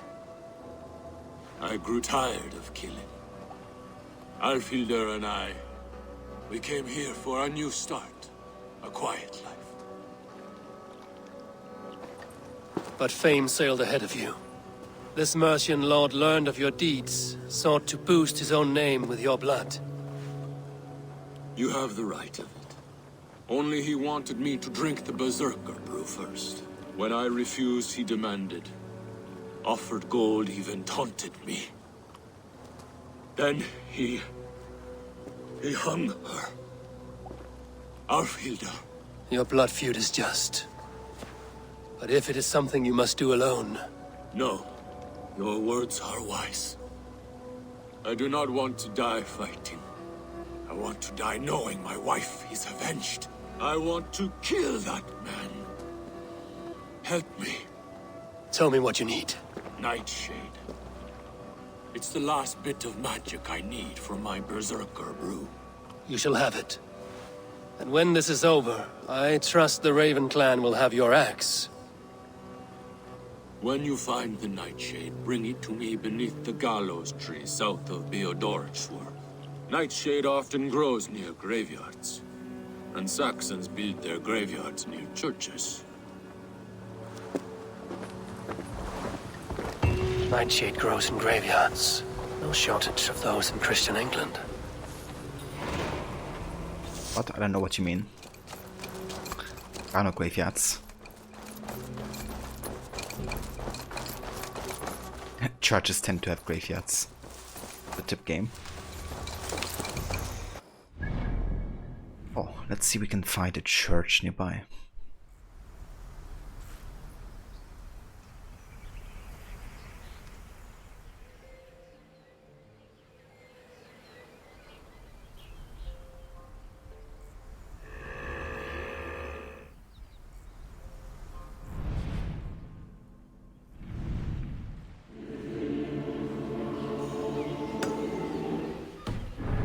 That sounds promising.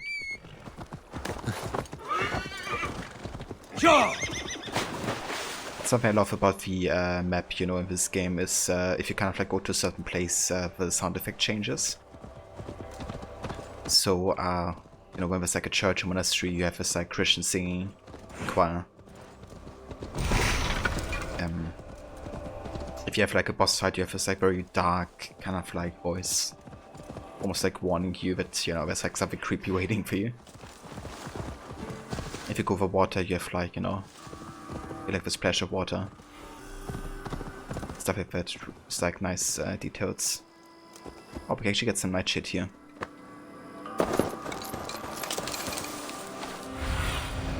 What do you see, Sunan?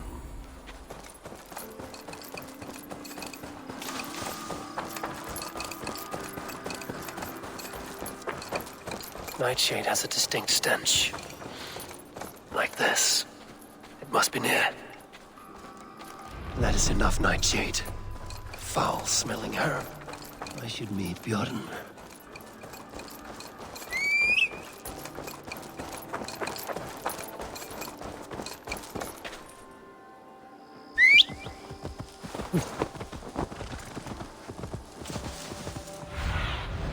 Go, my eyes.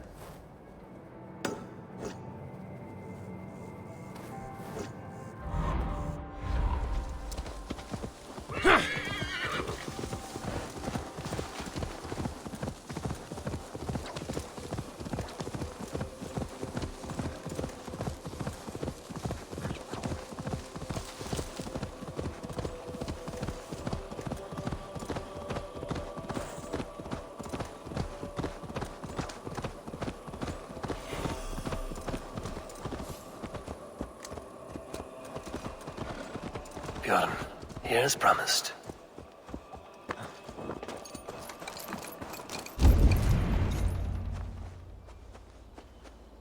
Your Nightshade. Good. It has the power we need for the coming ritual. Nearly done.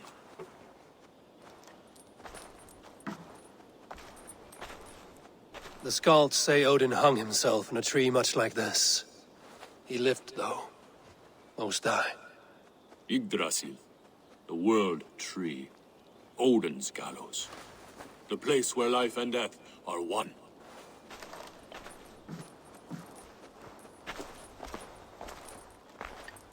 Ride with me, Raven. The Sather awaits. Sure, let's get the purple potion.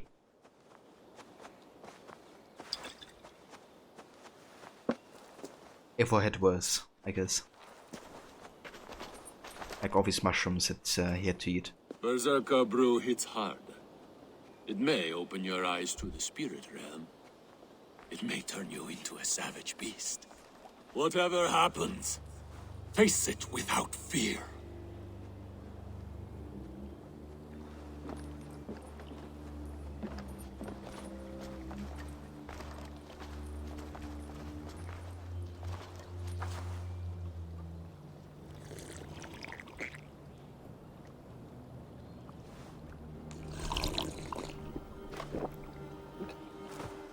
How are you cold? You bear skins, you wolf shirts, you tasters of blood.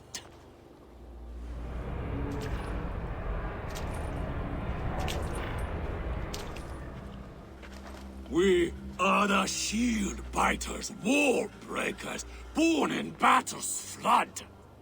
What do you fight for, you bear skins? You wolf shirts, you drinkers of blood. We fight for glory, we shield biters. Wall breakers, born in battle's flood.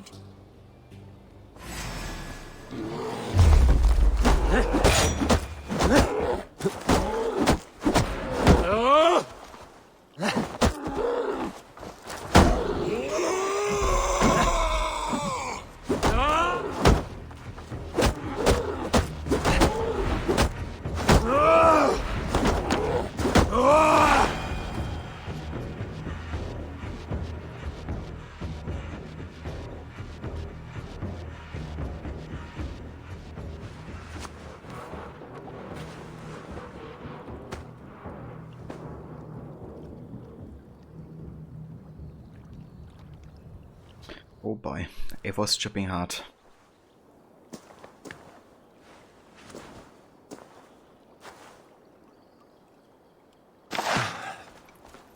I've been close to death many times, but this was different. That walk.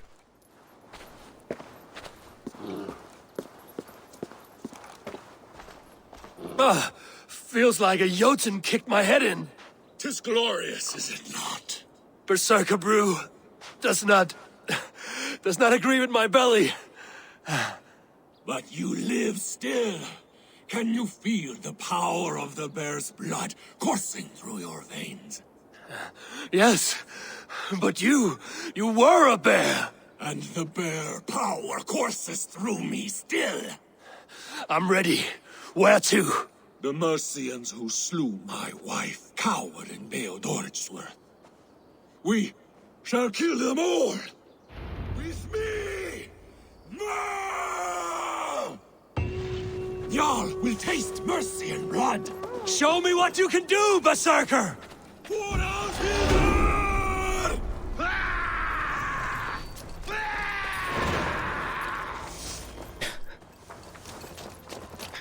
Okay, somebody's a bit over-enthusiastic here.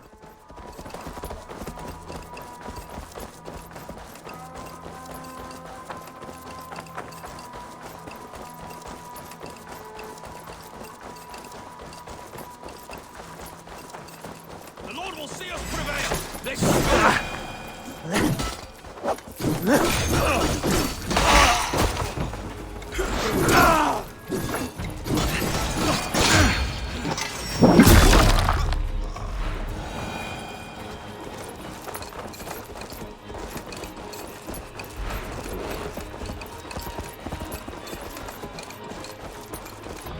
Liquid PCP or liquid boss stars? Yeah, that's a good question. If they see me, this will get messy. I wonder myself, actually. I think Björn definitely tried bastards before. To me! No! Björn!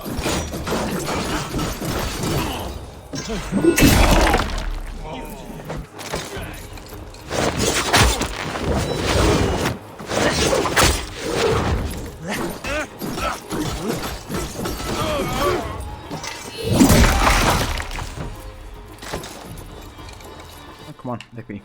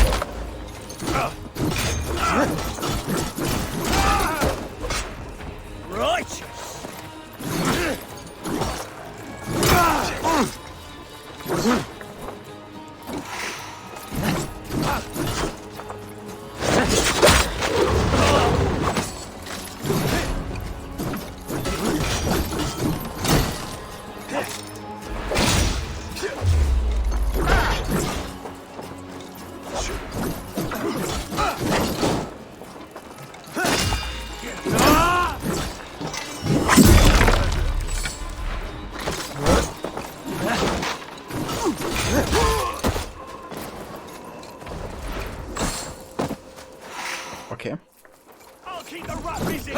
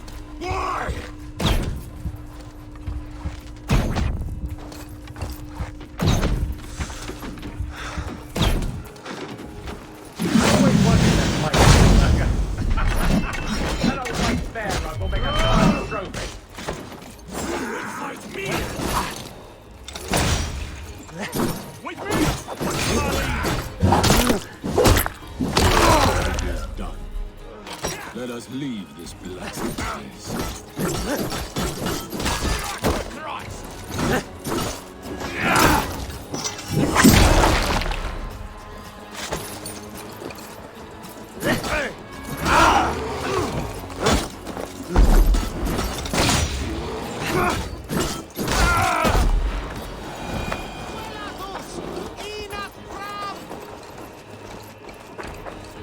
Hey, what you seen? The way with the soaked in the thumbnail before I clicked on the stream looks like a horror movie clip after someone gets killed by the main character. There was just an overhead image of a big axe just whacking someone's head off. Yeah, I gotta love how visceral, you know, Valhalla is with the animations. But yeah, welcome in Jusian. It's Valhalla in a nutshell, basically. Just chopping heads off. The most brutal of ways.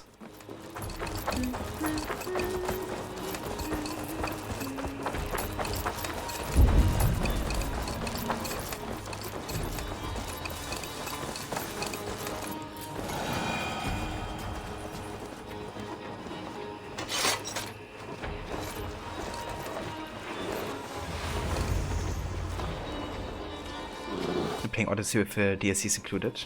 Nice, dude. How far into the game are you currently? Bjorn! Your enemy has fallen. You have your revenge. Yes.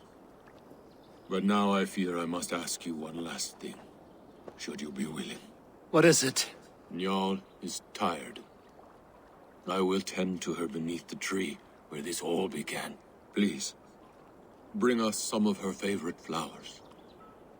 They look like... I know the ones. I'll gather them and meet you beneath the gallows tree. Stay strong, my child. Bjorn is here. I saw some of Njal's favorite flowers growing beneath the gallows tree. Really getting to the cultists now. Yeah, there's like so many you can hunt in the game. It's definitely fun trying to find them and also getting, you know, the gear and stuff.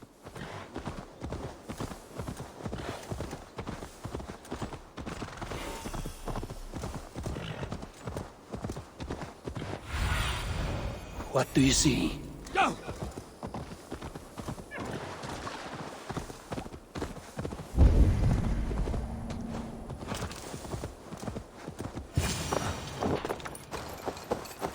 His wife's grave.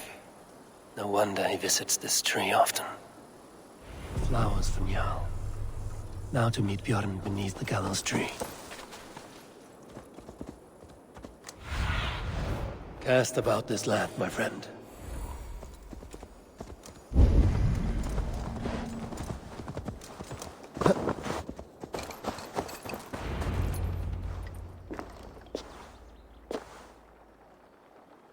I brought her here, where it began, where it ends.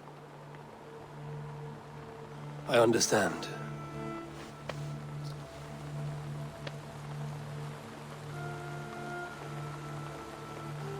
They hung my wife in this tree, and buried her among its roots. A grim and undeserved fate. We took Njal in as a cub, she and I. No children of our own. Now both are gone. Yet I remain.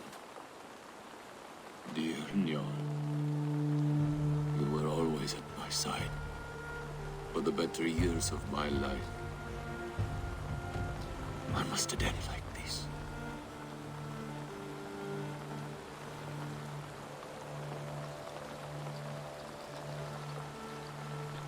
Interesting choices here that kind of represent the belief of Eivor, more or less. Level 23 with Cassandra. I gotcha. So I reckon you have been to Athens already at this point? So this would of course be, if we, you know, kind of believe in like Valhalla and all of that, then we can go with the choice that, you know, our fates are cast and we can't really do anything to change it. Although that wouldn't fit to Eivor, nor would it fit to Odin.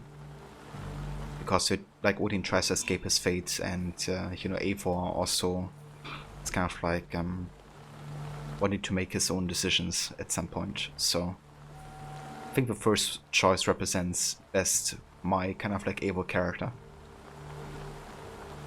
We strive for fame and glory and good deeds. Naught else can we do. Yes. Even the gods will die. The Nornir stitch our dooms, and none may go against the thread. We are but single threads, and who knows what pattern they weave.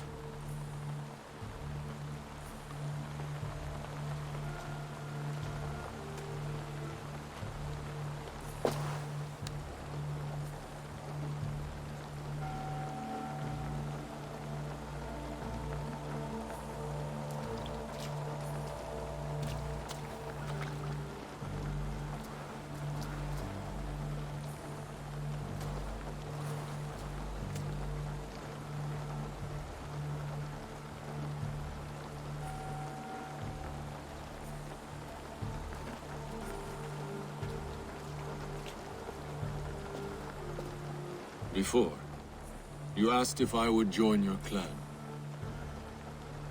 I am ready. Good. There will be a place for you on my longship and in my clan. I shall sing of Alfhilda and Njal during our travels. Sing of their deeds. And I will carry their names into battle. When you're ready, follow the River Nene to my settlement. We shall welcome you as a brother. I will be the berserker of the Raven clan.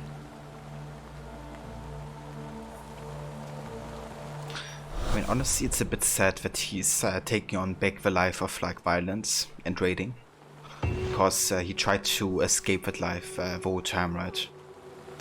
I guess with his family kind of like dying, his hope of ever leading, you know, such a life and be satisfied with it is kind of slim. It's also understandable that he would maybe go back to where he came from.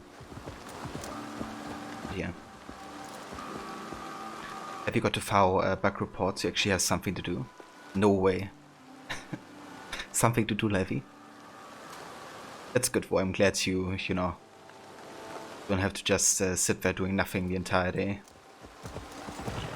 Hopefully that, you know, makes time go past a bit quicker.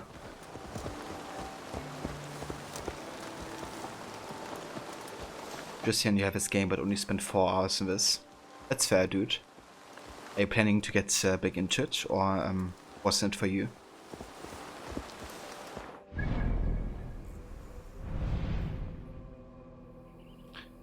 Right, so that finishes East Anglia entirely now. We've done the Last Daughter of Larian and also the Berserker questline. So I would actually like to go back to Ravensthorpe real quick because I want to visit Gunnar, the blacksmith,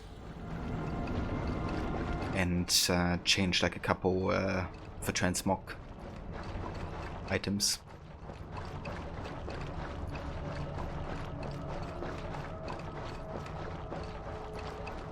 Yeah, that's fair, Jusian. The 4 hours, you know, you didn't really miss too much of the entire game.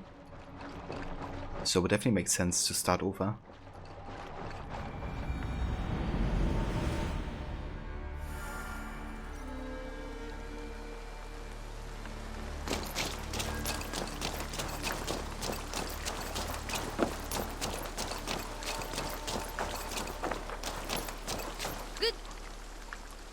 I have something that may interest you. Only a true fisherman could catch this one. The Farmer's Feast. Civis asked her parents to host a Farmer's Feast to celebrate the plentiful crops. Look at this fish! I've heard tell that this one's a real fighter.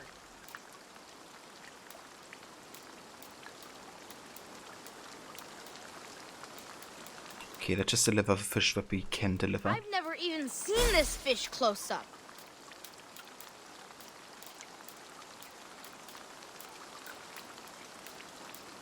Now this is a worthy catch. Not even grandfather has caught one of these.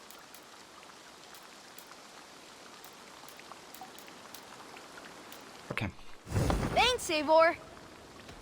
I have to go. See you soon. Goodbye.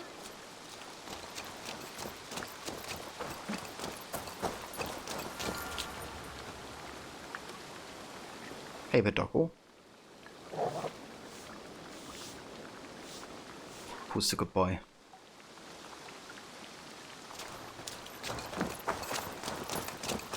Oh, even when Doug was younger, he had a streak in him. Hate to see it go that way. But you did the right thing. Can't imagine what you are feeling. Anyhow, you probably need something, eh? Yeah. Gunnar's a real homie. I would like to see what you have in stock. You like the looks of that one? Yeah, it's the way I feel about Dex passing. Okay, how about we increase the Blood Wolf further? Gee. This will serve you well.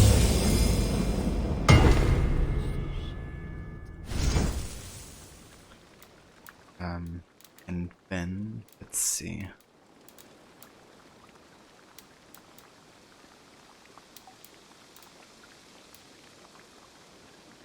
Is that what you want?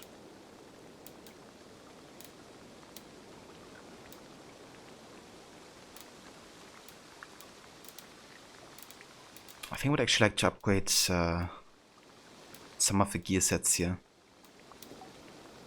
Like also to have like more looks, I guess, but yeah. So what I'm gonna do actually is go back here. Fight. Then equip like an entire set. I think I wanna upgrade the Magister set first.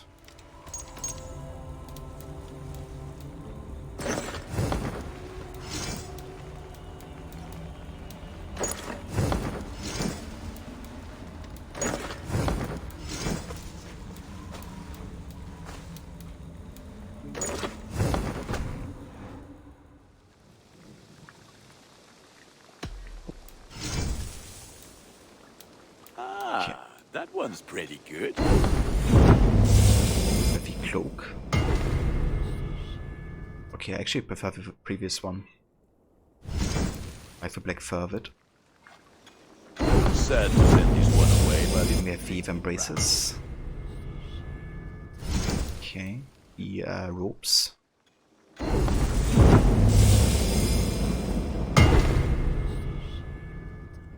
Okay, I like that one.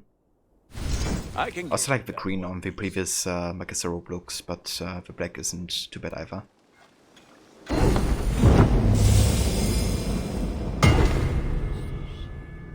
Okay, just a slight change of the trousers here. I also want to upgrade the Raven Clan bracers. There, now you can take on anything.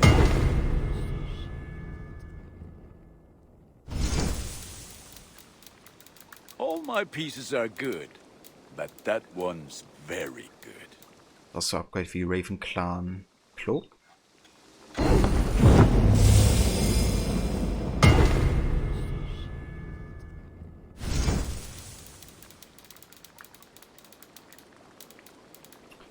And the armor. Ah, look at how powerful it is now. You have a keen eye for quality. And let's also upgrade the breeches for Raven Clan.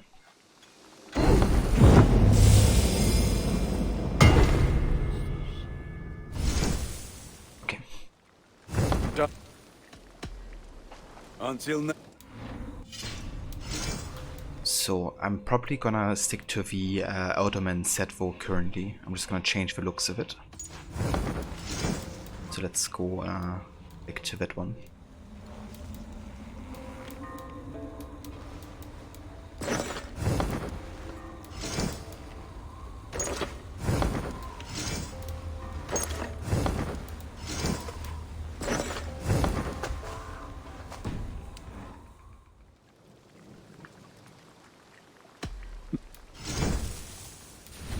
Okay, so we're gonna change the appearance of the helmet here.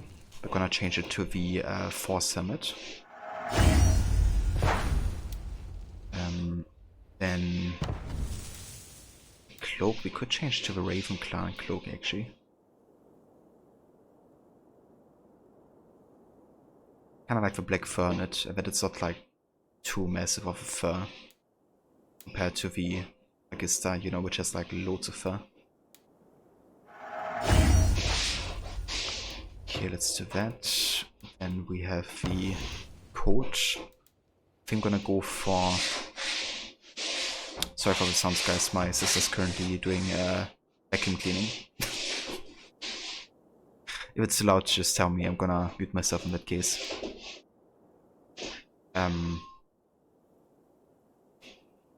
Yeah, I could go for the... I do like that the Raven Clan armor is like a bit slimmer. But the Magista is like a bit bulkier. Yeah, let's go back to Raven Clan. Set here. With like a canonical look more.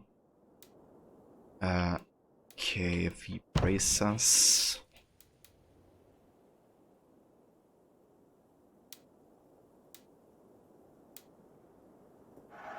Sure. Let's go for these.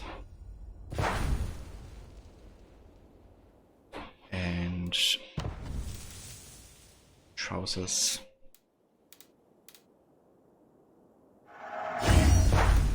I'm just gonna go a bit more Raven Clan look with the Force helmet, which we can disable at any time. So next I wanna change the look of a Bloodwolf shield. Let's see which designs we have here. I quite like the shield design. It's kind of weird, like going up, down here, boost the shield up with control choice. But I like this design a lot.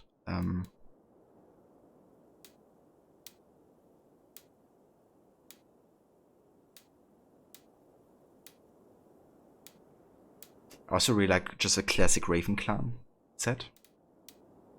As well as this design. You could actually upgrade the Raven Clan shit further.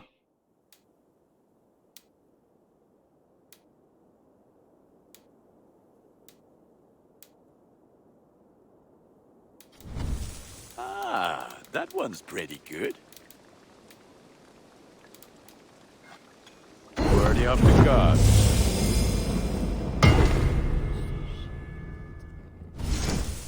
You could go for that design.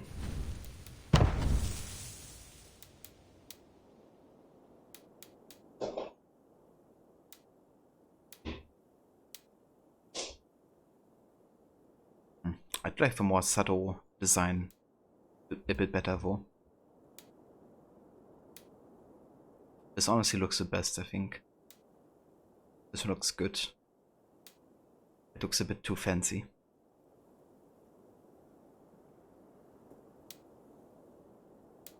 Or we can just go for the verse sheet design. I quite like this one. Let's go for it.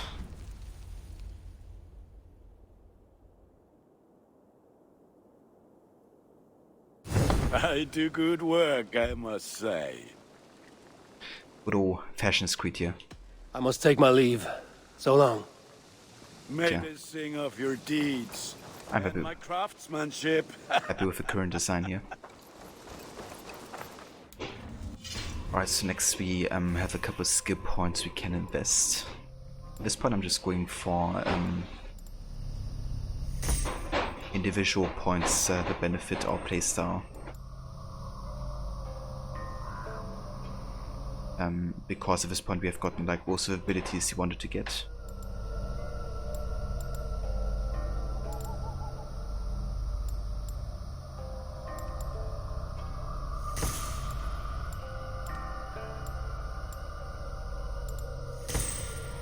Health is always good.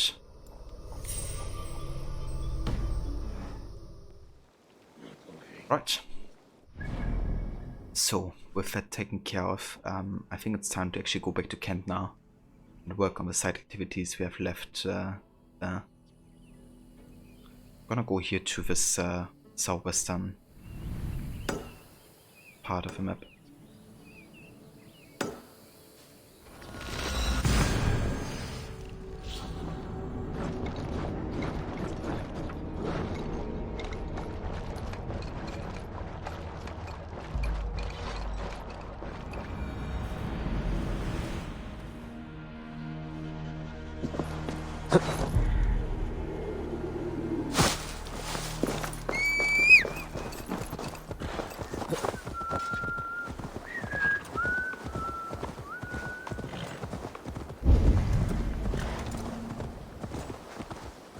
I shouldn't be seen here. A hood should work.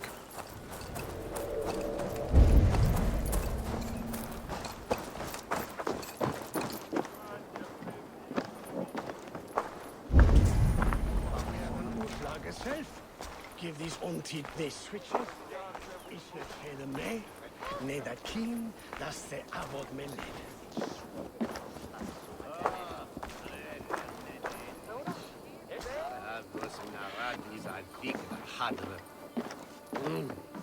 Ago, give it a can and I'll do, then din it at a ship or a fed.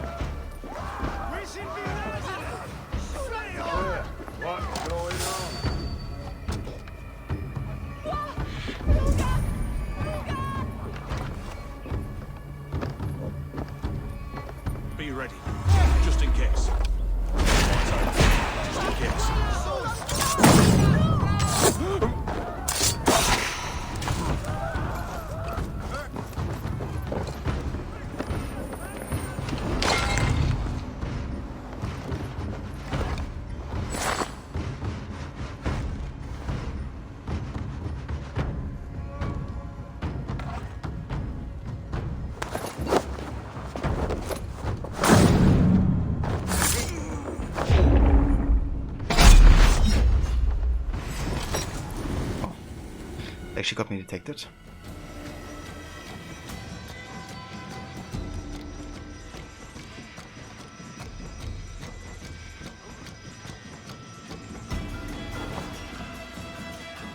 Oh, more or less, I guess.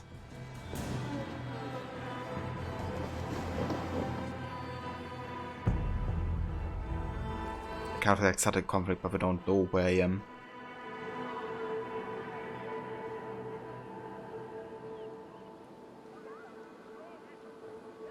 I think that's fair actually, you know, because I clearly saw or kind of like heard an X flying towards them. It just missed. I would also, you know, be alerted in that case. But that's like one of the examples being used to kind of like showcase that stealth system in Valhalla is broken, you know, by like big YouTubers and stuff, because it actually isn't, you know. Like, I think it makes sense that they would be alerted after that.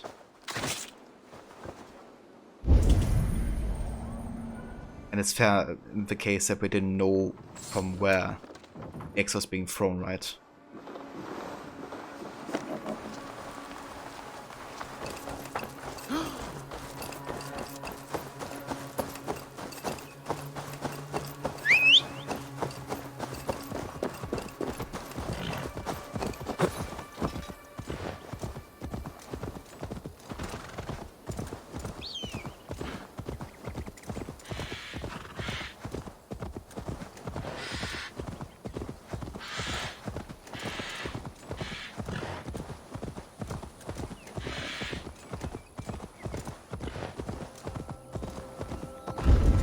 Troll-cursed corruption lurks here.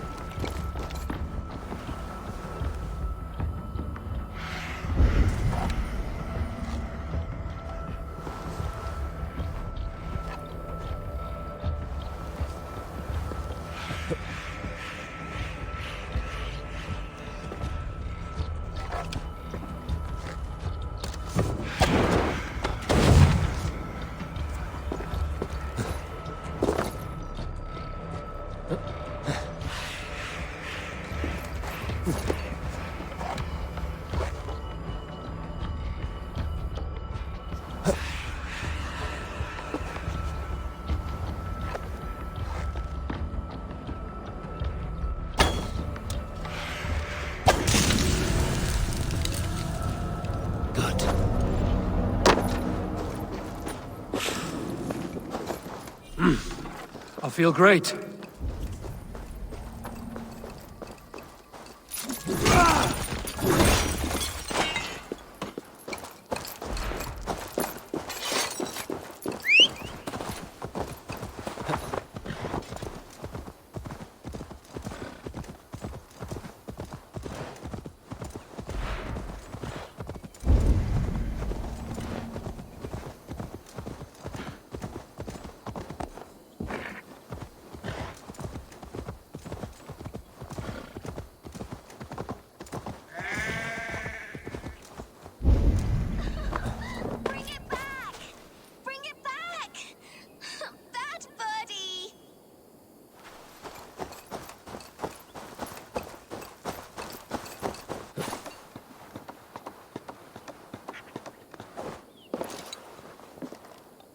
What happened, little one? Mummy's ring!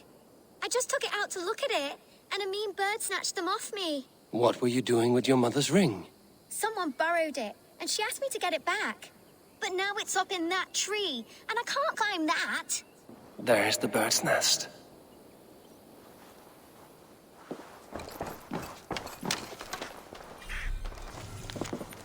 Apology. I'm sorry I had to break the ladder. My daughter kept going up there to see the raven's nest, but there are oil jars right beside it. Those things are dangerous. I removed the ladder, but she put it back up again, so I had to break it.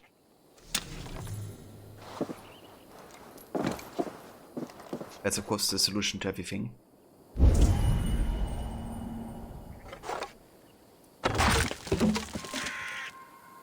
so how to get over there then? Up I can like up there, can I?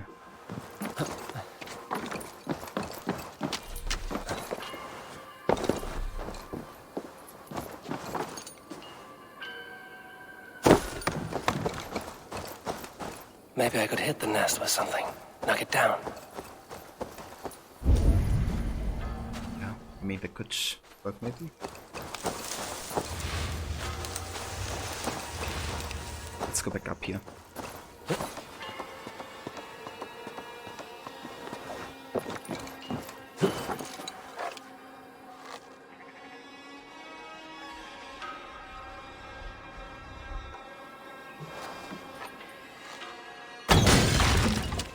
Something fell from the nest.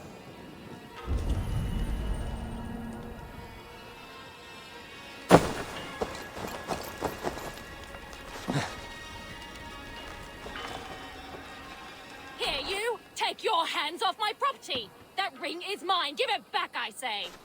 Are you the girl's mother? Stepmother! My husband gave me that ring. My stepdaughter stole it from me. She's been a plague to me ever since I married her father, when all I've tried to show her is kindness. She says you borrowed it from her mother. Her mother is dead. Oh, perhaps it did belong to her once. I didn't know. Your new husband gave you his dead wife's ring. We don't have much. I will not spurn a gift from a good heart. He's a fine man, and I love him dear. But his daughter will never love me. Not while she still pretends her mother's alive.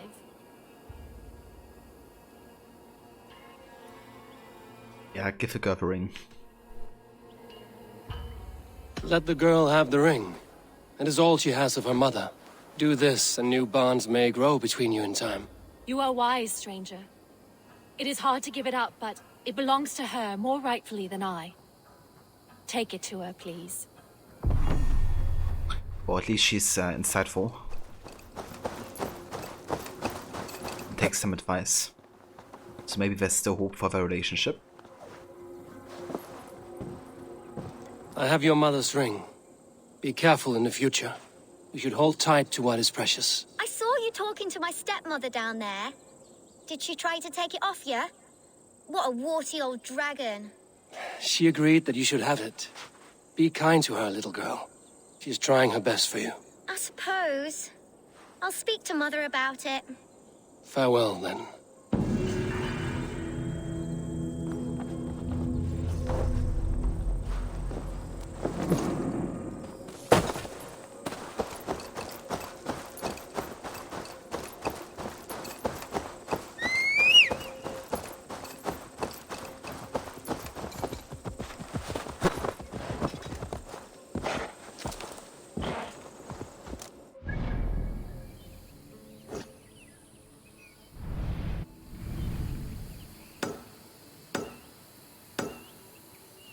Ah, ship Mr. Goody.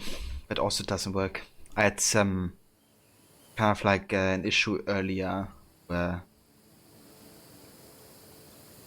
Okay, yeah. I have to also add the sound alerts real quick. Hold on.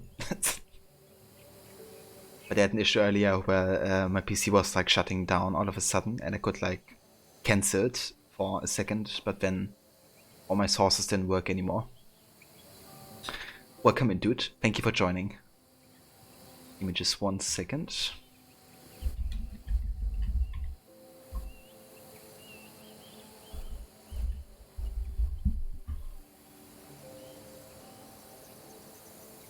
Okay, so hopefully...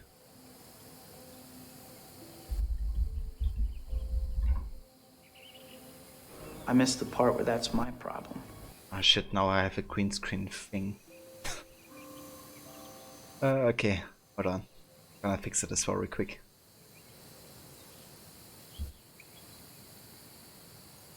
Yes, I have to go filter, right? Filter chroma key.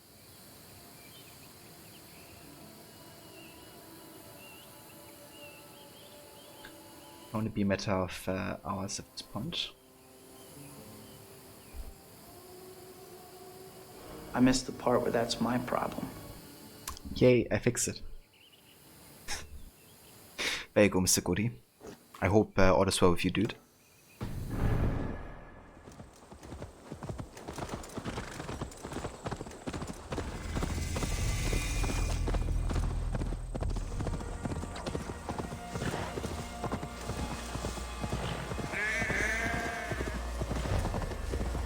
Hey, Waffle. Welcome in, mate. Sauce! Come on, man. I just need it. This is the lamb. Where's the lamb sauce? Right here, chef. I Lamb sauce is coming up. Yeah, where's the lamb sauce? Maybe we sheeps know.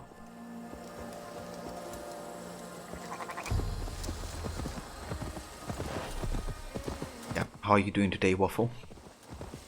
I hope you're feeling better.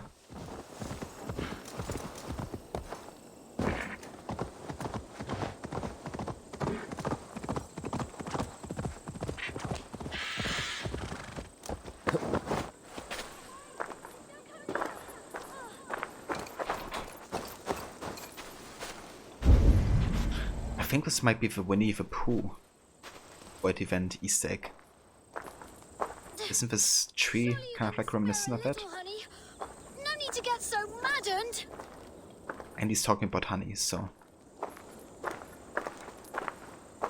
Alive and well. That's good to hear, Waffle. I'm glad that you're doing well. Please, don't sting me because you will die and I will cry. Ow! Yeah, I think it actually is Waffle, because this is also based in Kent, like the southeastern region of England. And I think this is where Winnie the Pooh also stems from. Like either region-wise or the author comes from that region or something. So quite sure that's actual World Event reference quest here. If the bees bother you, boy, maybe do not stand so close to the hive. But I need honey. Just a little.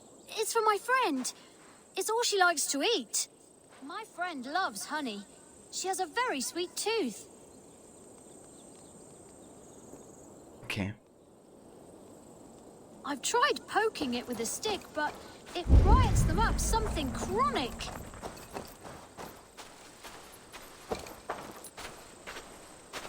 She's so gentle and kind, but if she doesn't get her honey, I don't know what will happen.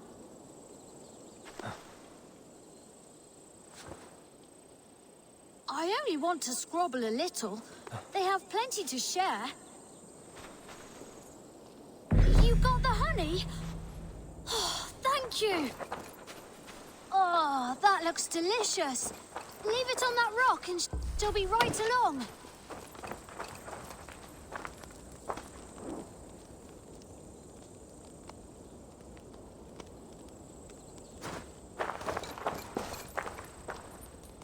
Hey there, Piggy. Okay, so which rock are you talking about then?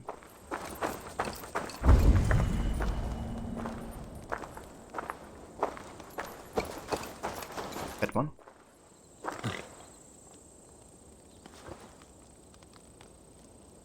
The rock is just over there by the tree. Hurry, before she comes. Come sit and wait with me. She'll be here soon. Winifred looked after me ever since Mother and Father died. She's my best friend. The other children tease me. Sometimes they throw stones to shoo me away and call me the grubby watcher in the woods.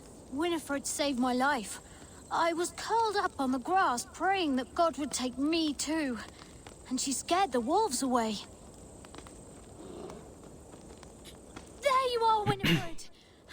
I got you honey. Winifred, like Winnie the Pooh?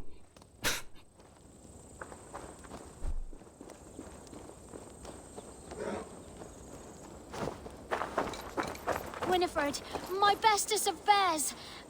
Any day spent with you is my favorite day. So today is my new favorite day. This kind stranger got you some honey. What do we say? Thank you.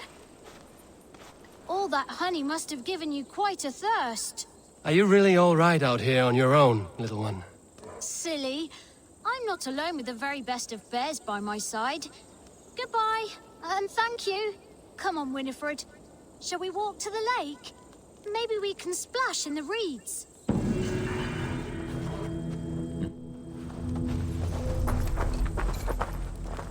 strange fellowship. But then, friendship can often be found in unexpected places. Indeed.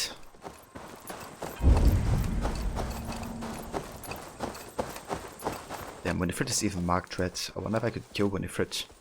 I could. I'm not gonna do that. Gonna be kind of a psychopath.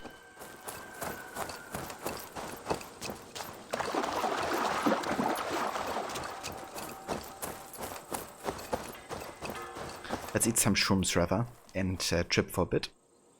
Oh, that's odd.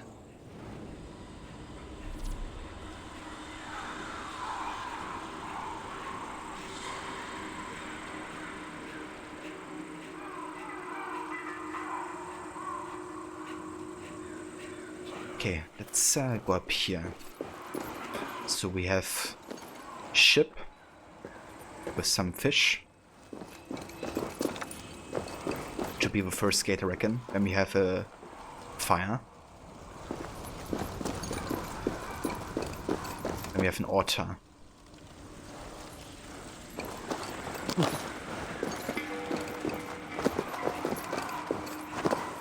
And we have birds hanging from a tree.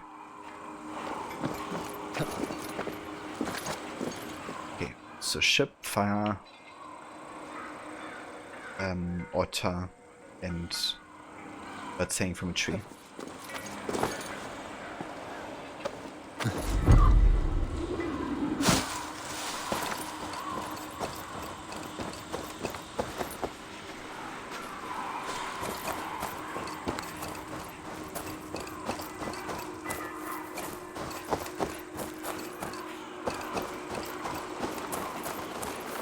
We also have the birds.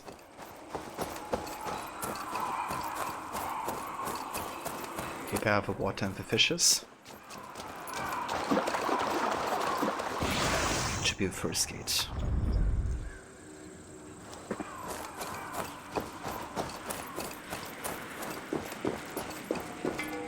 And we have a fire.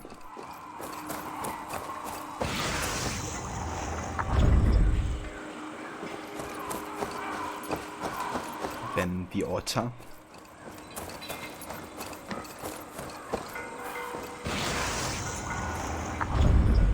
And last, we have the birds.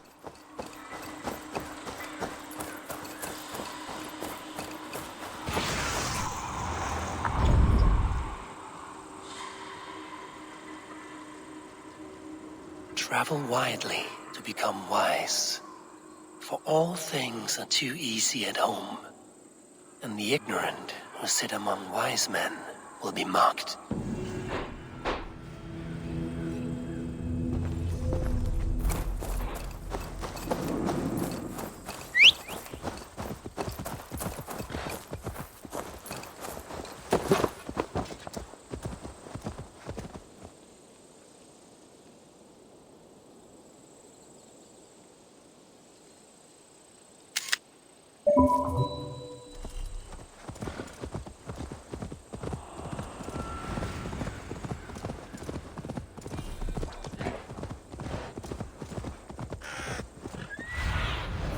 Surveying the area, Sunan.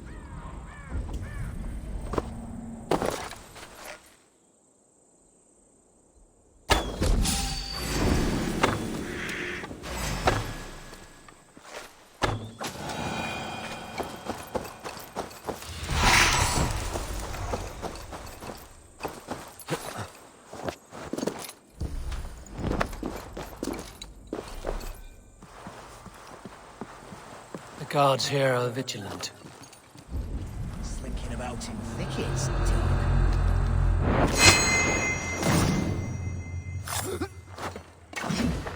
Ah, come on.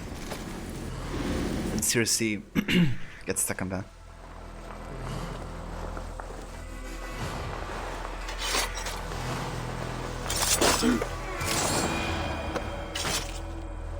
Yeah, I love when X's just get stuck in the air.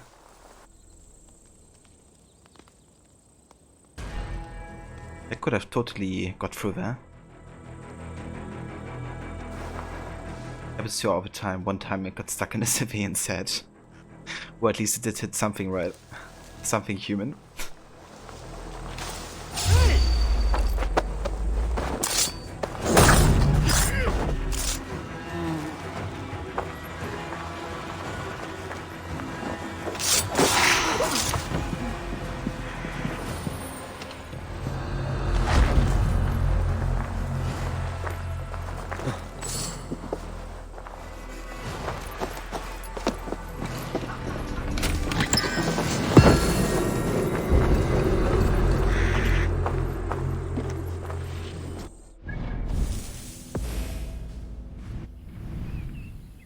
Okay, I actually missed a wealth opportunity down here. Actually, this is on the other side. This is in Sussex, so we can ignore this for now. Let's go up here.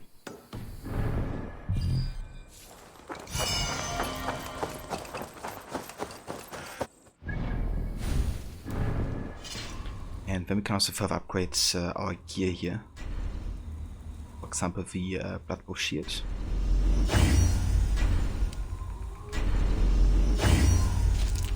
We can also give it maybe more stun that we have. Not sure we do.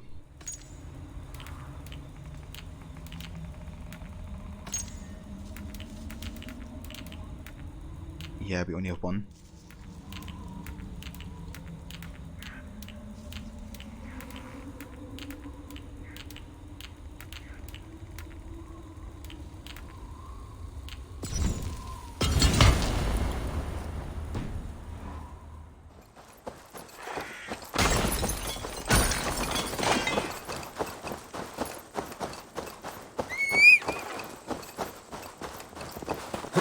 Yeah!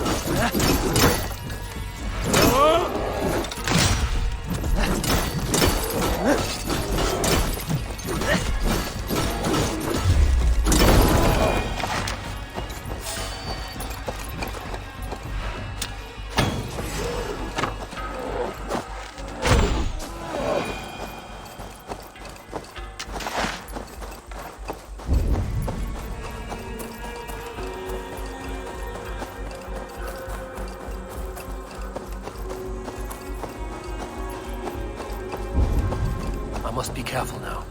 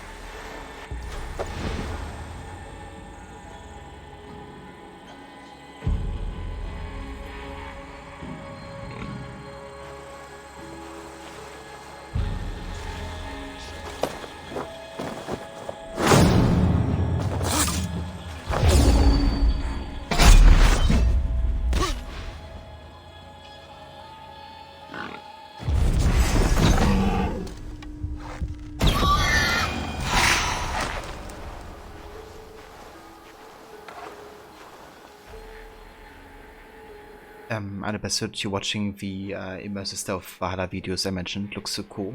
I was playing with minimal HUD, you believe, as well. Indeed, yeah, they're really good, and they don't have that many views as well at this point. So I hope it gets a bit more exposure to kind of like showcase the amount of opportunities you actually have in this game. I think it's a nice contrast to all the criticism the stealth system gets all the time, you know.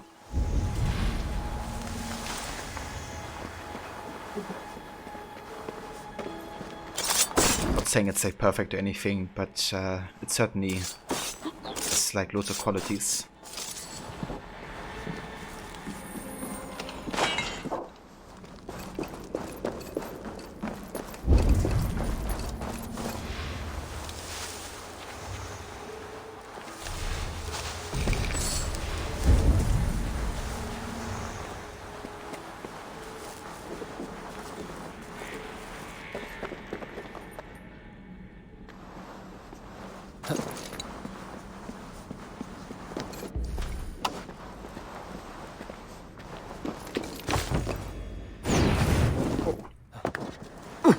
It happened.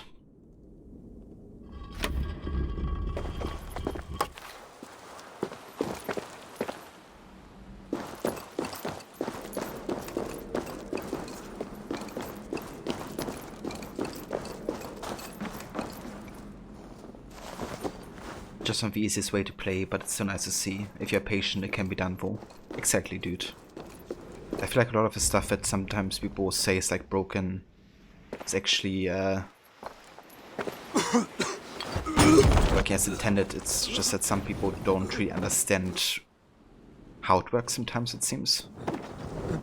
Or there are some bugs that can happen. I feel like most of the time it's actually working as intended.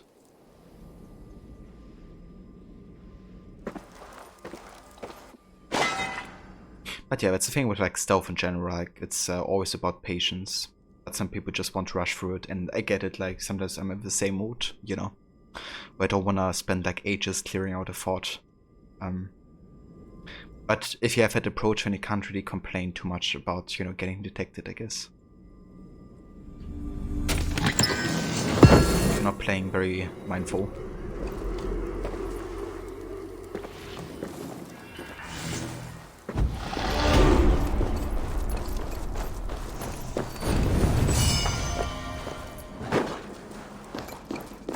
But yeah, Odyssey and Origins have been definitely more forgiving for with his stuff, and I guess that's what people are used to. So Valhalla seems like more of a challenge.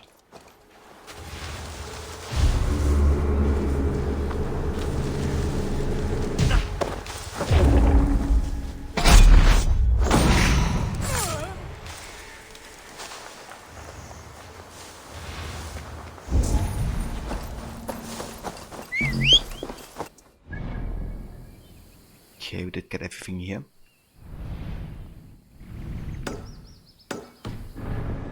Let's head up there.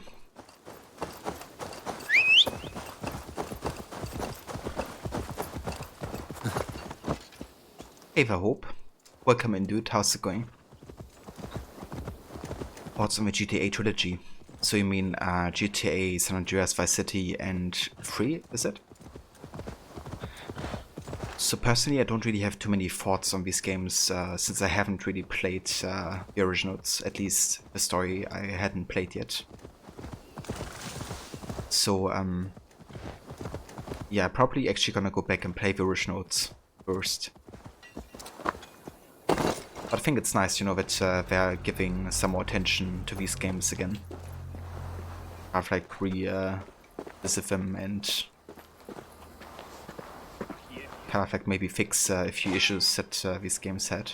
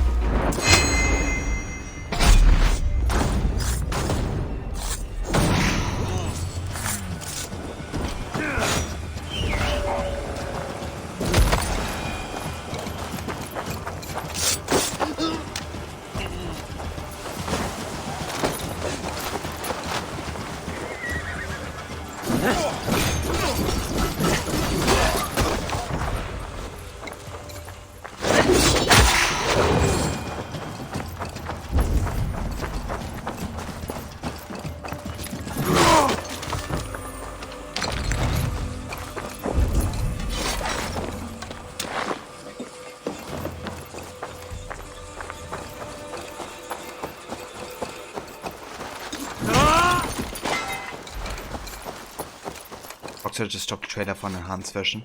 Yeah. I heard about the enhanced version a couple of weeks, months back, I think.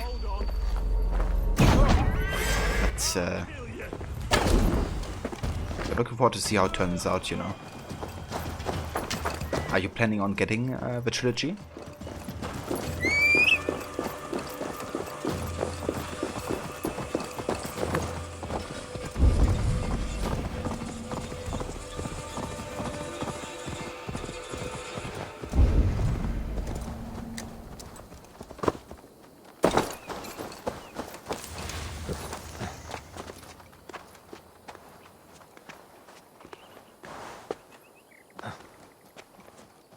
Remember playing GTA 3 on your computer when you were quite young? Didn't know any better and the game would run at like 15 FPS.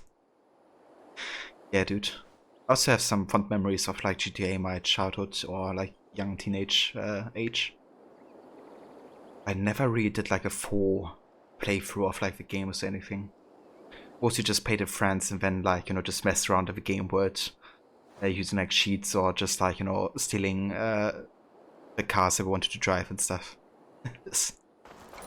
Some more like gameplay memories. But yeah, was a good time. Love the kind of like hacks or cheats where you could like fly with your car and stuff.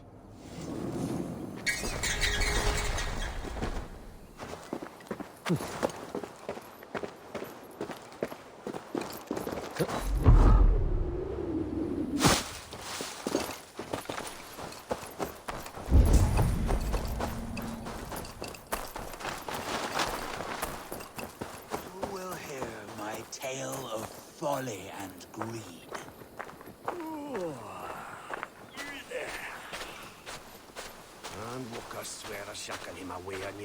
I'm here, old man.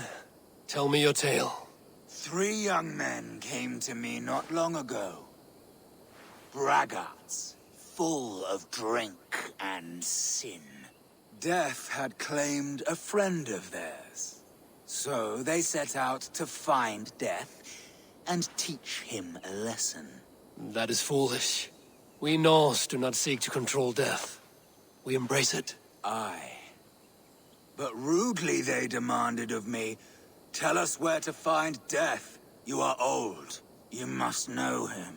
Look no further, said I. He is under the great oak in the forest behind me. And that is where they went.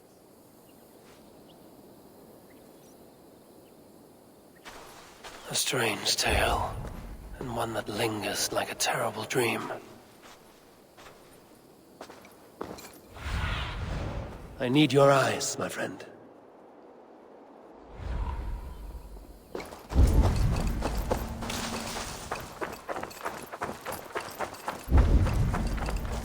Is this the great oak the old man spoke of? Death. So this is what the old man meant. But what happened here? That's the question. Strangled. That is no bandit's work.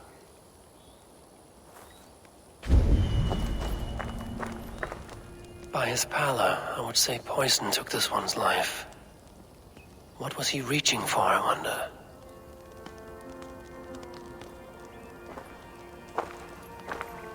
Killed by poison.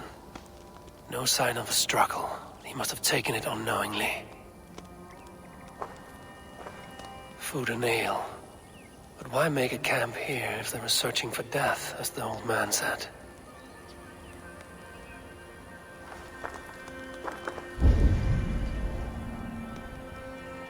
Okay, I think that might be all the clues. Maybe we have to head back to the old man now.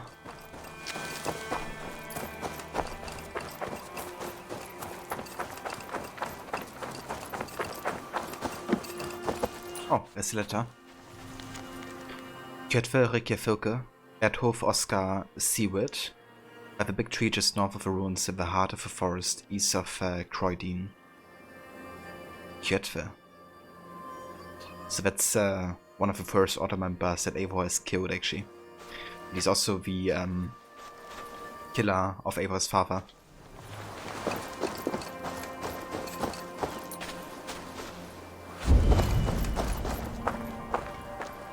So where did the old man go?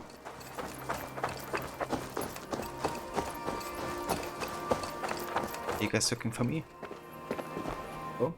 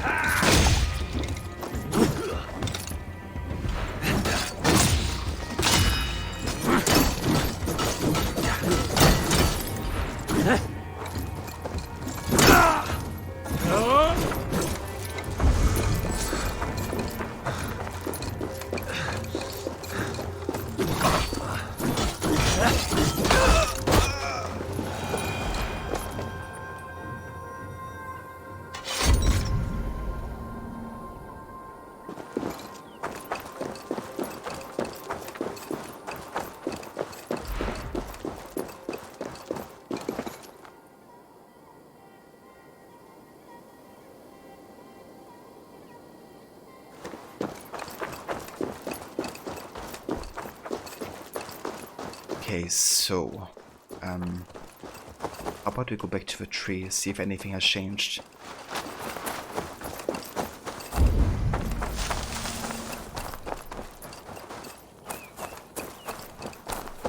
Ah, there's something. Silver. No doubt this played some part in this sorry scene. 3 men found hidden treasure beneath the tree. They made camp and decided how to split the prize. 2 of them turned on the 3rd. But he was 1 step ahead of them and had already poisoned their ale. So the glister of silver drove these greedy fools to murder. It seems they found death after all. Or death found them.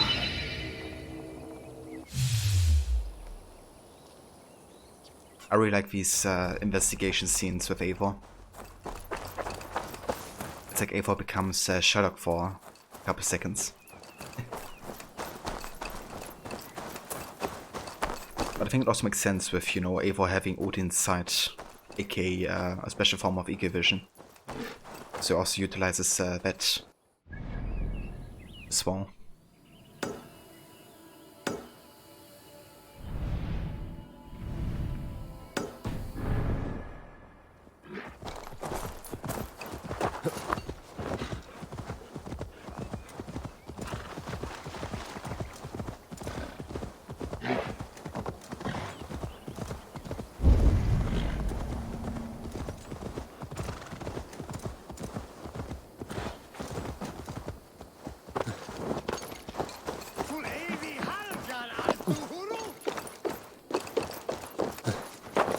Just found the quests too that don't inconvenience you much. It's true as well, yeah.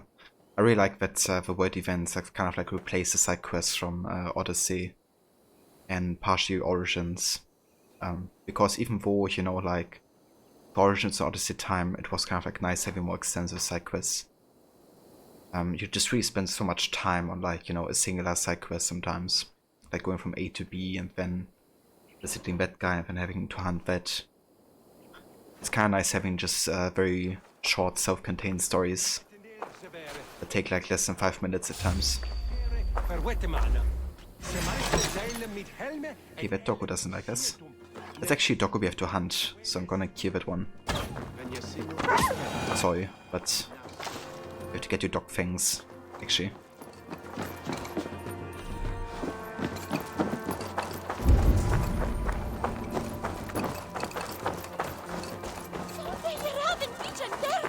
Also, he started, so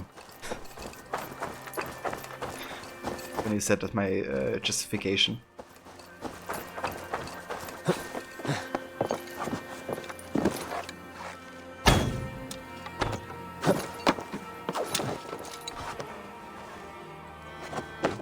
There's a lot of doggos in here.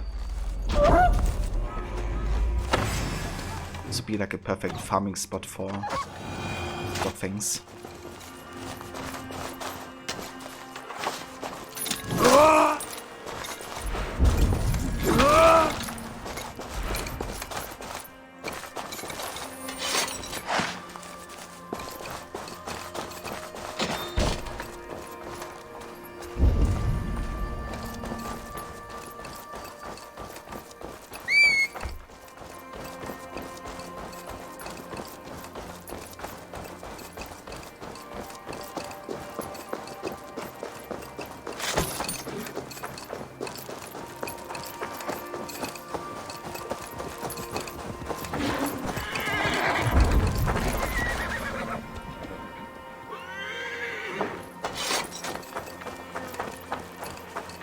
cursed tusk! Return to the Beastmaster and tell him I will not fall to the thumb of your devil hooves!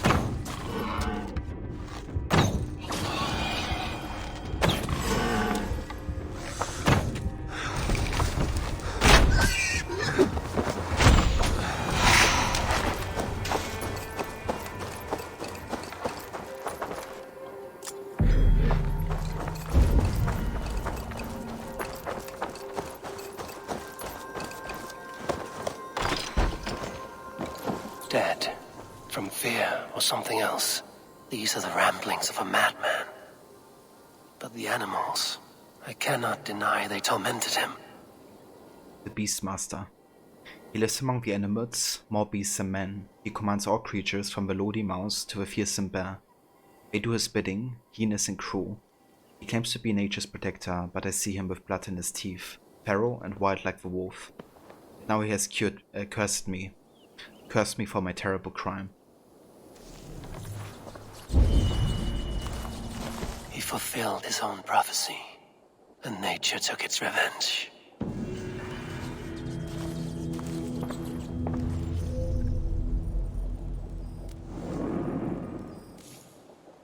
And that stench, rubbish and rotting food. In his fear, he barricaded himself inside. Little wonder the rats came.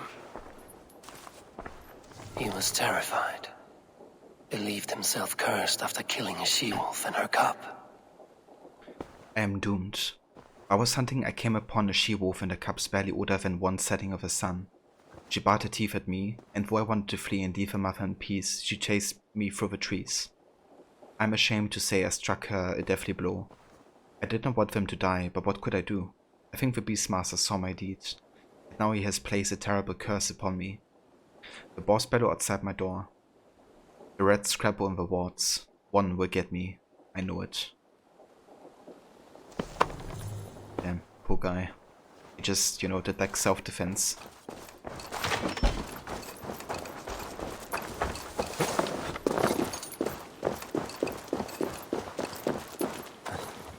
Looks like he wanted to kill, mother.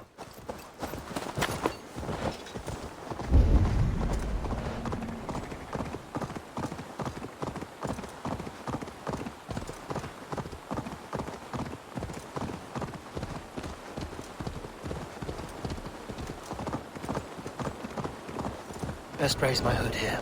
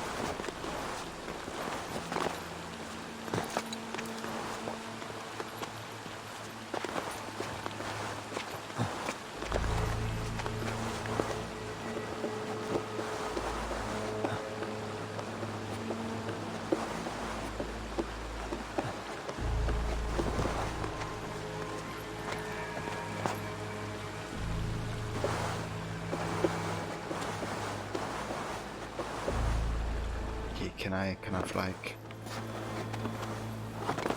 up here?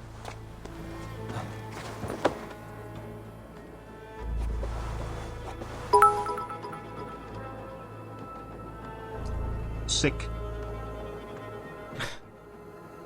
Hey there, musical move step. Thank you for joining and for the 10 biddies as well. How's it going?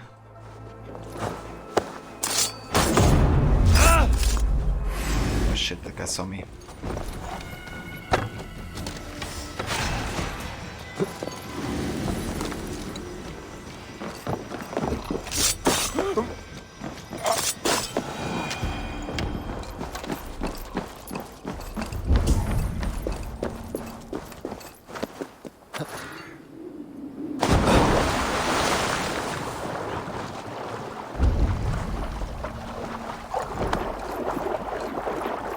Best not to draw attention here. Okay, how to get inside there?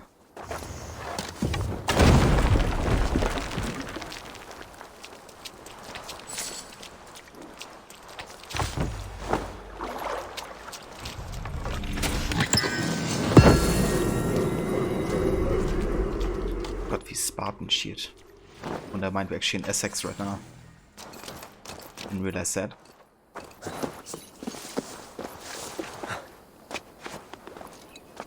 What is the flashbacks for with that Spartan shield? Okay, what does the Spartan shield actually do?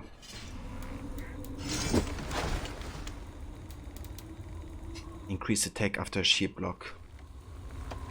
That actually makes sense for the Spartan fighting's tactic.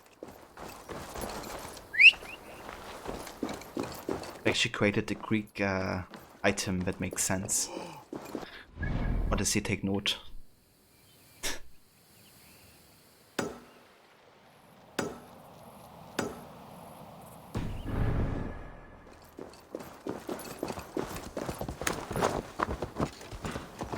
Psychalexius 2.0.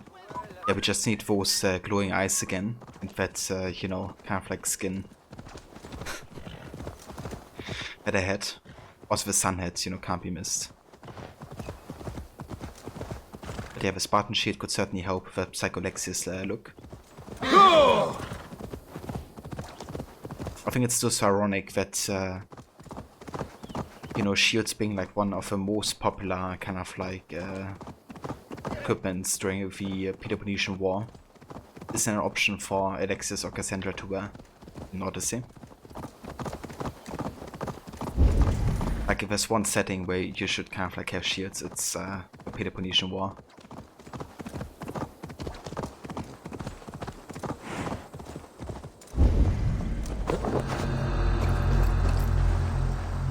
I think they also got it out of the game as a response to Origins, because apparently a huge lot of people were enjoying the shields. So that might have had an influence there. Hey Vamola, happy Friday to you, dude. How's it going? Welcome. Thank you for joining. Maybe almost done with your workday, 50 more minutes. Oh yeah. The weekend hype is real. I hope the bug report filing went well.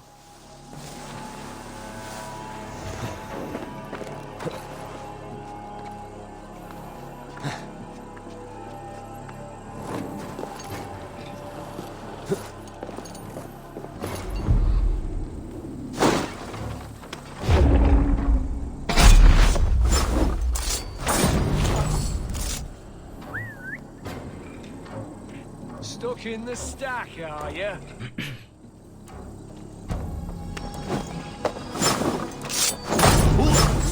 And another one bites the dust.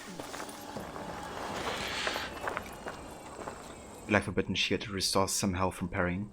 Yeah, that's quite good. That reminds me of that Origins shield. Not sure how it was called right now. But there's one shield which has the same effect. Quite useful for sure. To sustain a little bit better.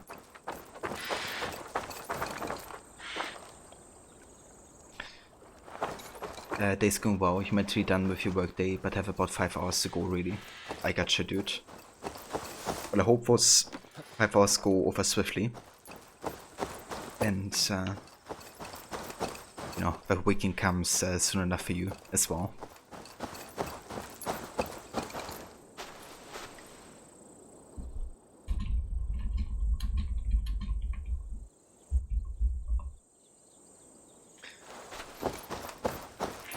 Tja. Und never mind, I actually missed a wealth opportunity over here.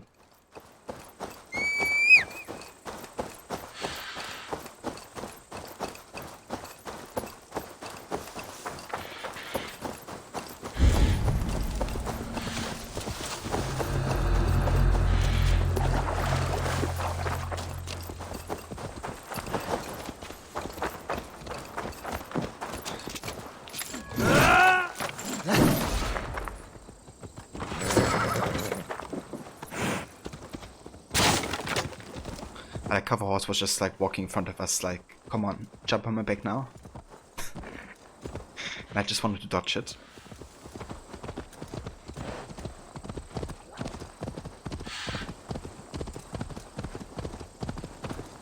Yeah!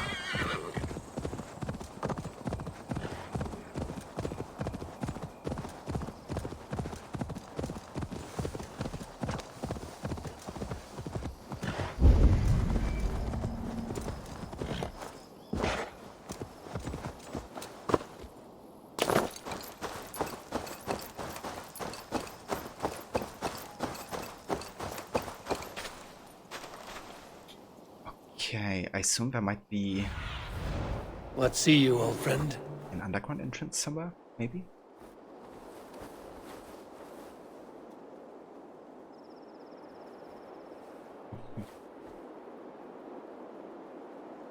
Not really.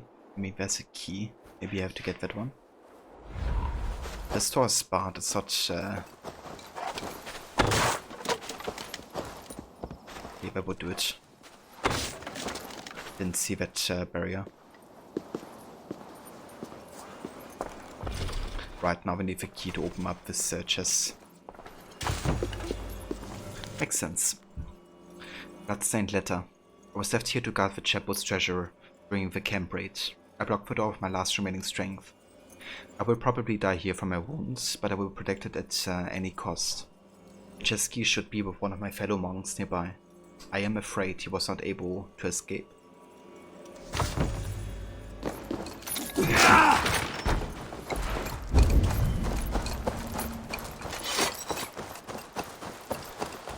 Back to Escat and Pace.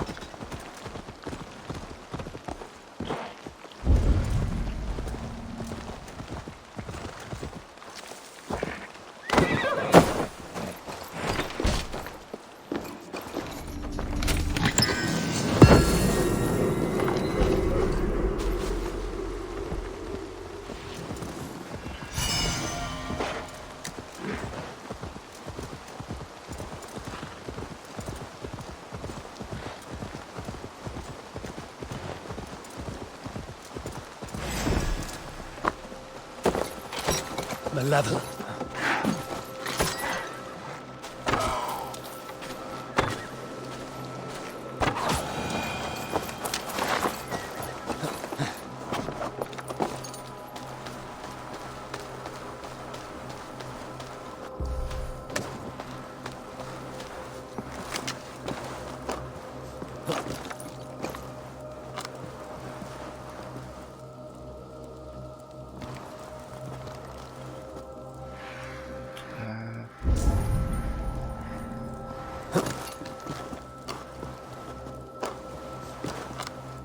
How do we get further here?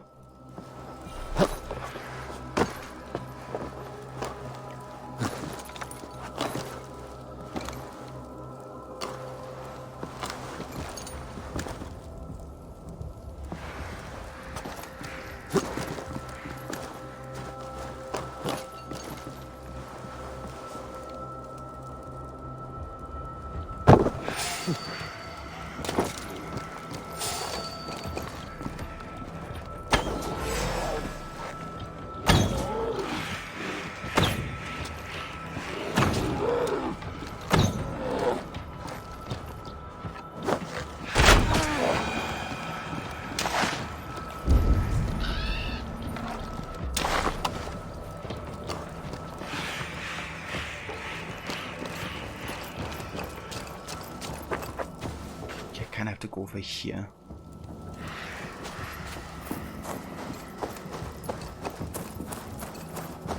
Okay, I'm actually gonna go ahead and meditate to make it daytime, just to make it a bit easier to see here.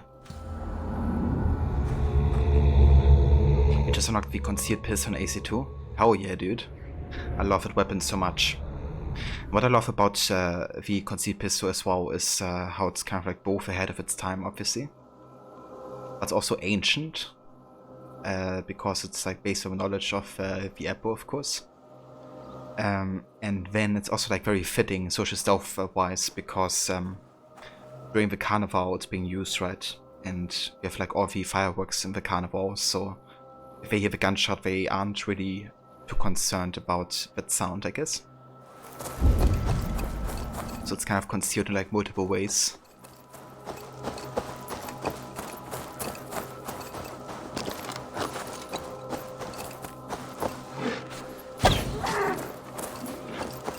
It always makes you wanna watch the cinematic trailer for AC2 again, because in that one he also uses, like Ezio uses the concealed hidden gun.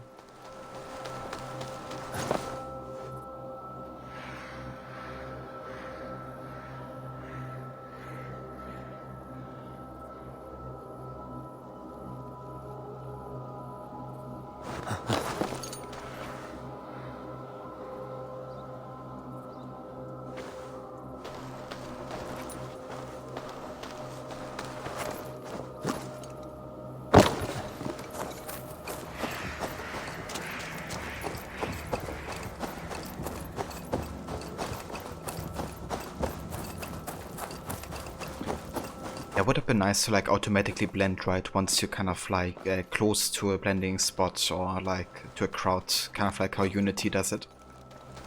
Or like, you know, even the early AC games, I guess.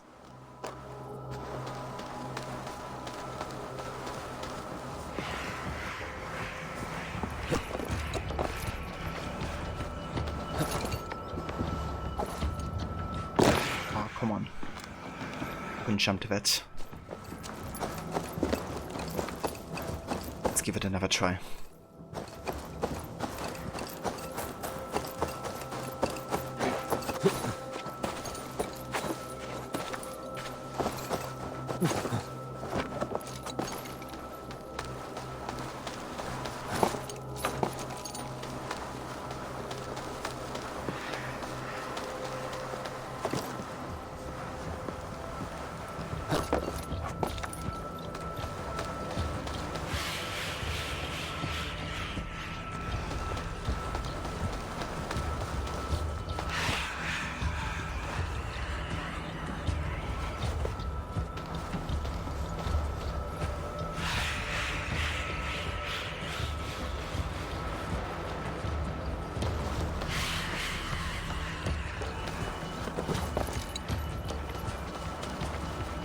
Ah, okay, hold on.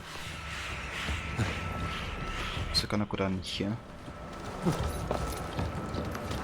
Not there.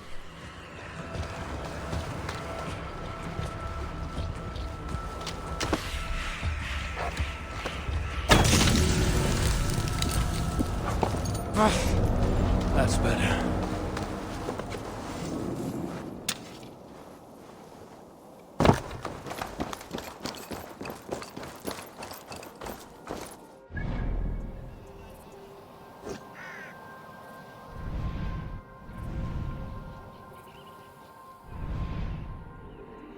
Right, let's go ahead and do a raid.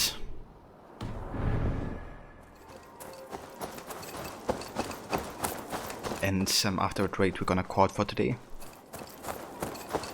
But yeah, then for next time we really don't have too much left. Couple artifacts and I think 1 or 2 of opportunities. So plan after Kent is to actually go to Sussex, because that's a story arc where we rescue Sigurd. And then once Sigurd is rescued, we don't really have that story urgency anymore. And I think I might actually start the Wrath of the Druids DLC shortly afterwards.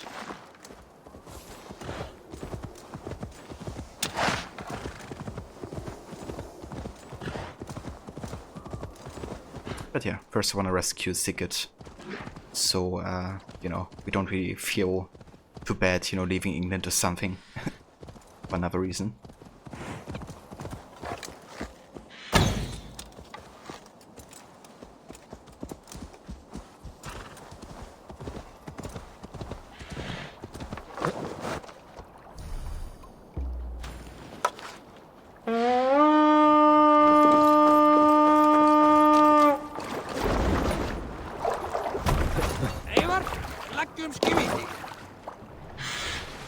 Run up the sails! Let's have a song.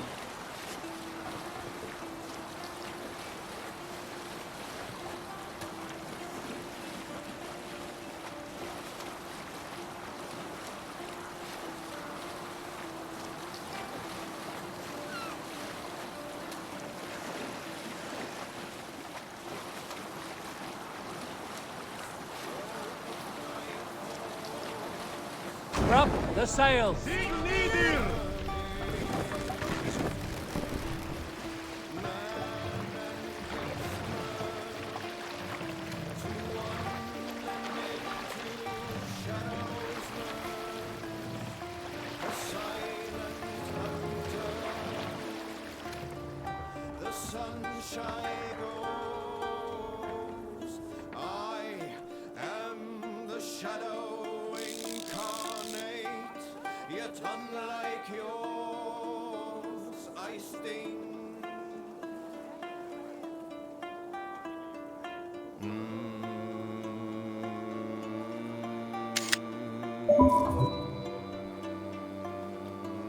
Hey Valhalla. I prefer Valhalla personally. I like the storytelling a lot more, and kind of like its authenticity to the series.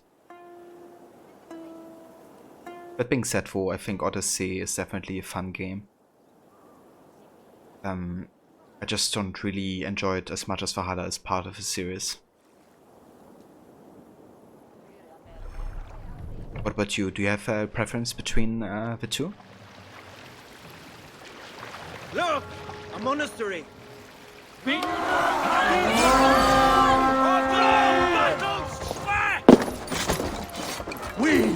fight!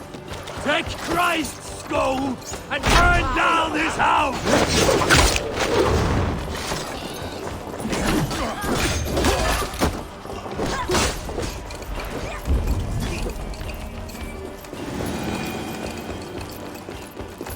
Can we get this back to the ship? Give me a hand!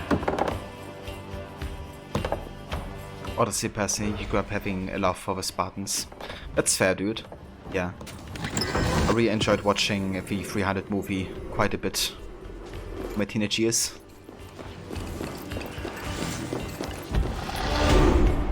Hey, come here a moment!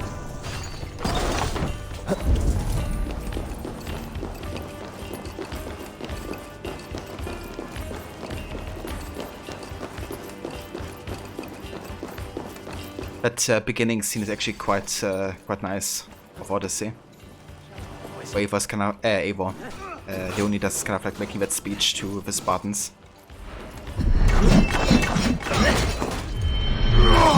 Should have run, rubbish!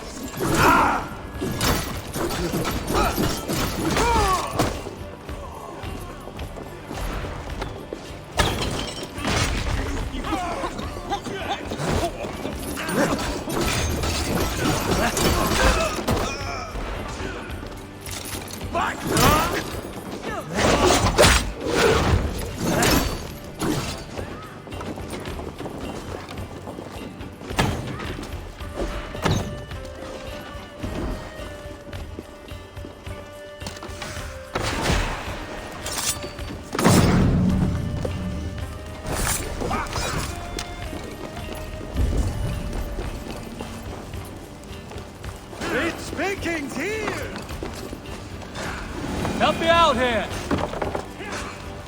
I've tried using the Gothic set in Valhalla. You personally think it's overpowered. I don't really have a Gothic set yet. The only thing I got from the Gothic set is actually the Sinner's Skull. That's actually the weapon I currently use. But yeah, I haven't gotten the other parts from Redda just yet. That's actually... Never mind, I'm not online, so I can't actually access that information. But yeah, what's the effect of the Gothic set? Like, what does it do?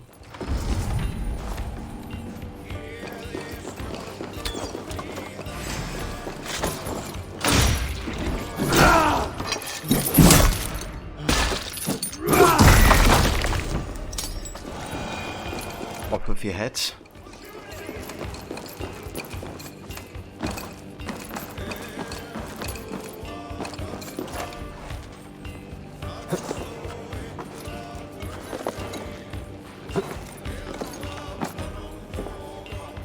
Okay, let's get out of here.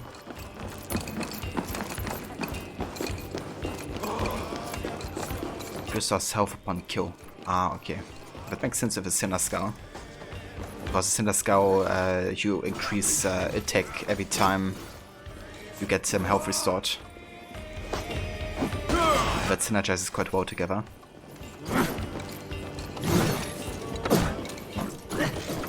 Stop running.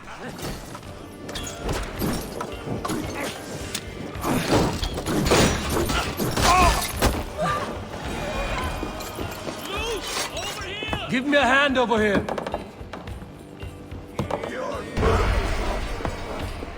All these arrows in Burner's Equo. Look at these arrows. She was extremely lucky with her shield. Like 6 arrows on the bottom of it. Surprised it didn't hit her back or anything.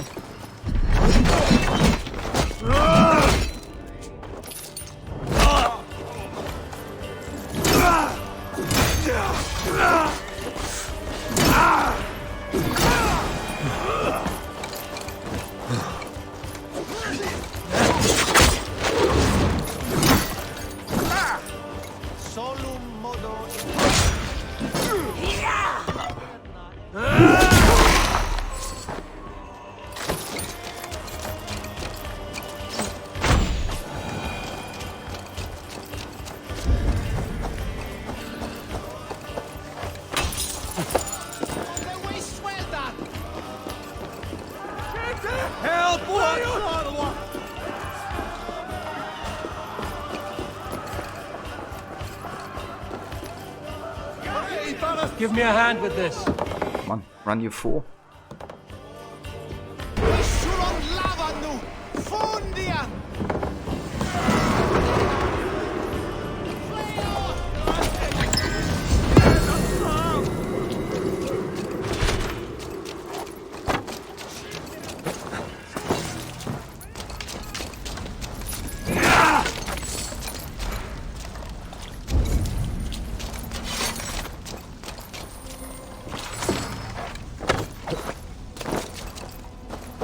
So I reckon there's like more smaller wealth opportunities here, right?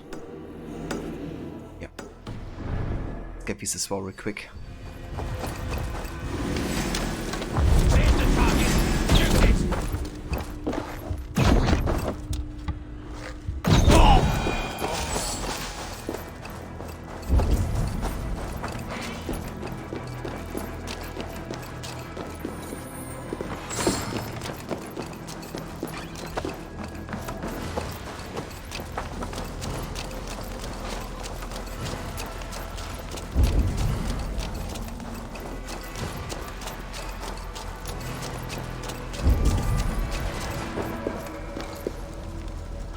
Come, help me with this.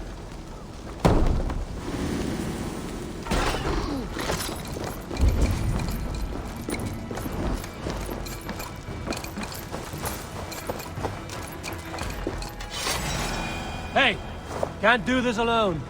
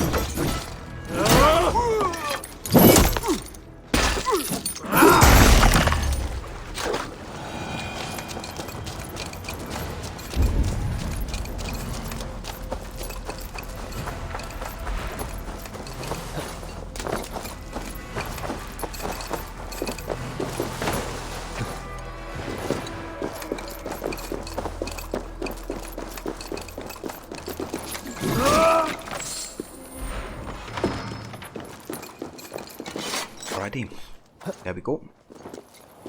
That should be everything collected inside the raiding location. It is, yeah. Right, so next time we play Valhalla, we will finish the rest of the locations here in Kent, which are 2 wealth locations, 1 mystery and 3 artifacts. We're also gonna collect the plan for Valka, which will enable us to go into the next dream sequence of Jotunheim. But the plan for next time, like story-wise, would be to actually go to Sussex and hopefully get Sigurd back to Ravensthorpe after that one. And after that we're just gonna decide what kind of, like, you know, fits the flow. There's like so many locations you can go to. Like we can go to Vinland, we can start the Wrath of the Druids DLC in Ireland, we can go to Jotunheim. So yeah, loads of options. But for now we're gonna focus on Sussex next. But yeah guys, this is also where we're gonna call today our AC Valhalla session. Let me see if I can save here actually. Maybe.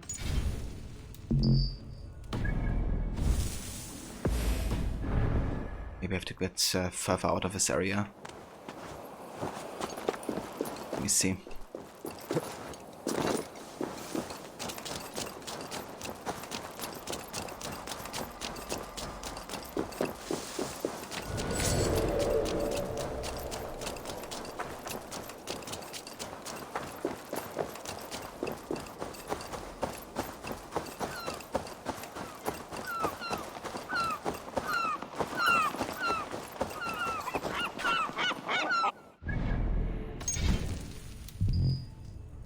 Still cannot save. Okay.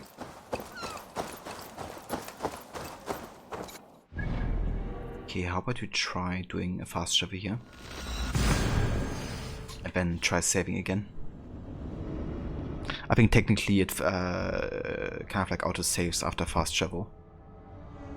Just want to make sure we have like a proper manual save, just in case. Never know what can happen with you know, corrupted save games or all that type of stuff.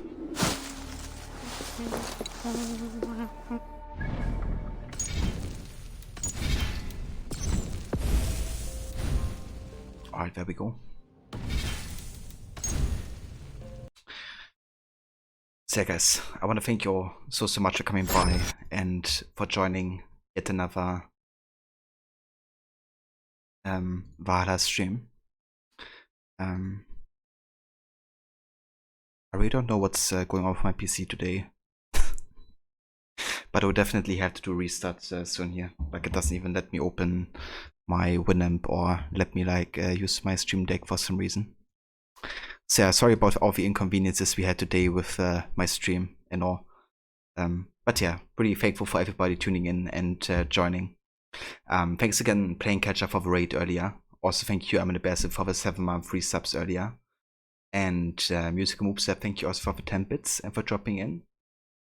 As well as everybody else, you know, for being here, lurking, chatting and just watching. Always hugely appreciated. But yeah, for now we're gonna go ahead and say hi to Rod if he's still actively streaming. I think he is.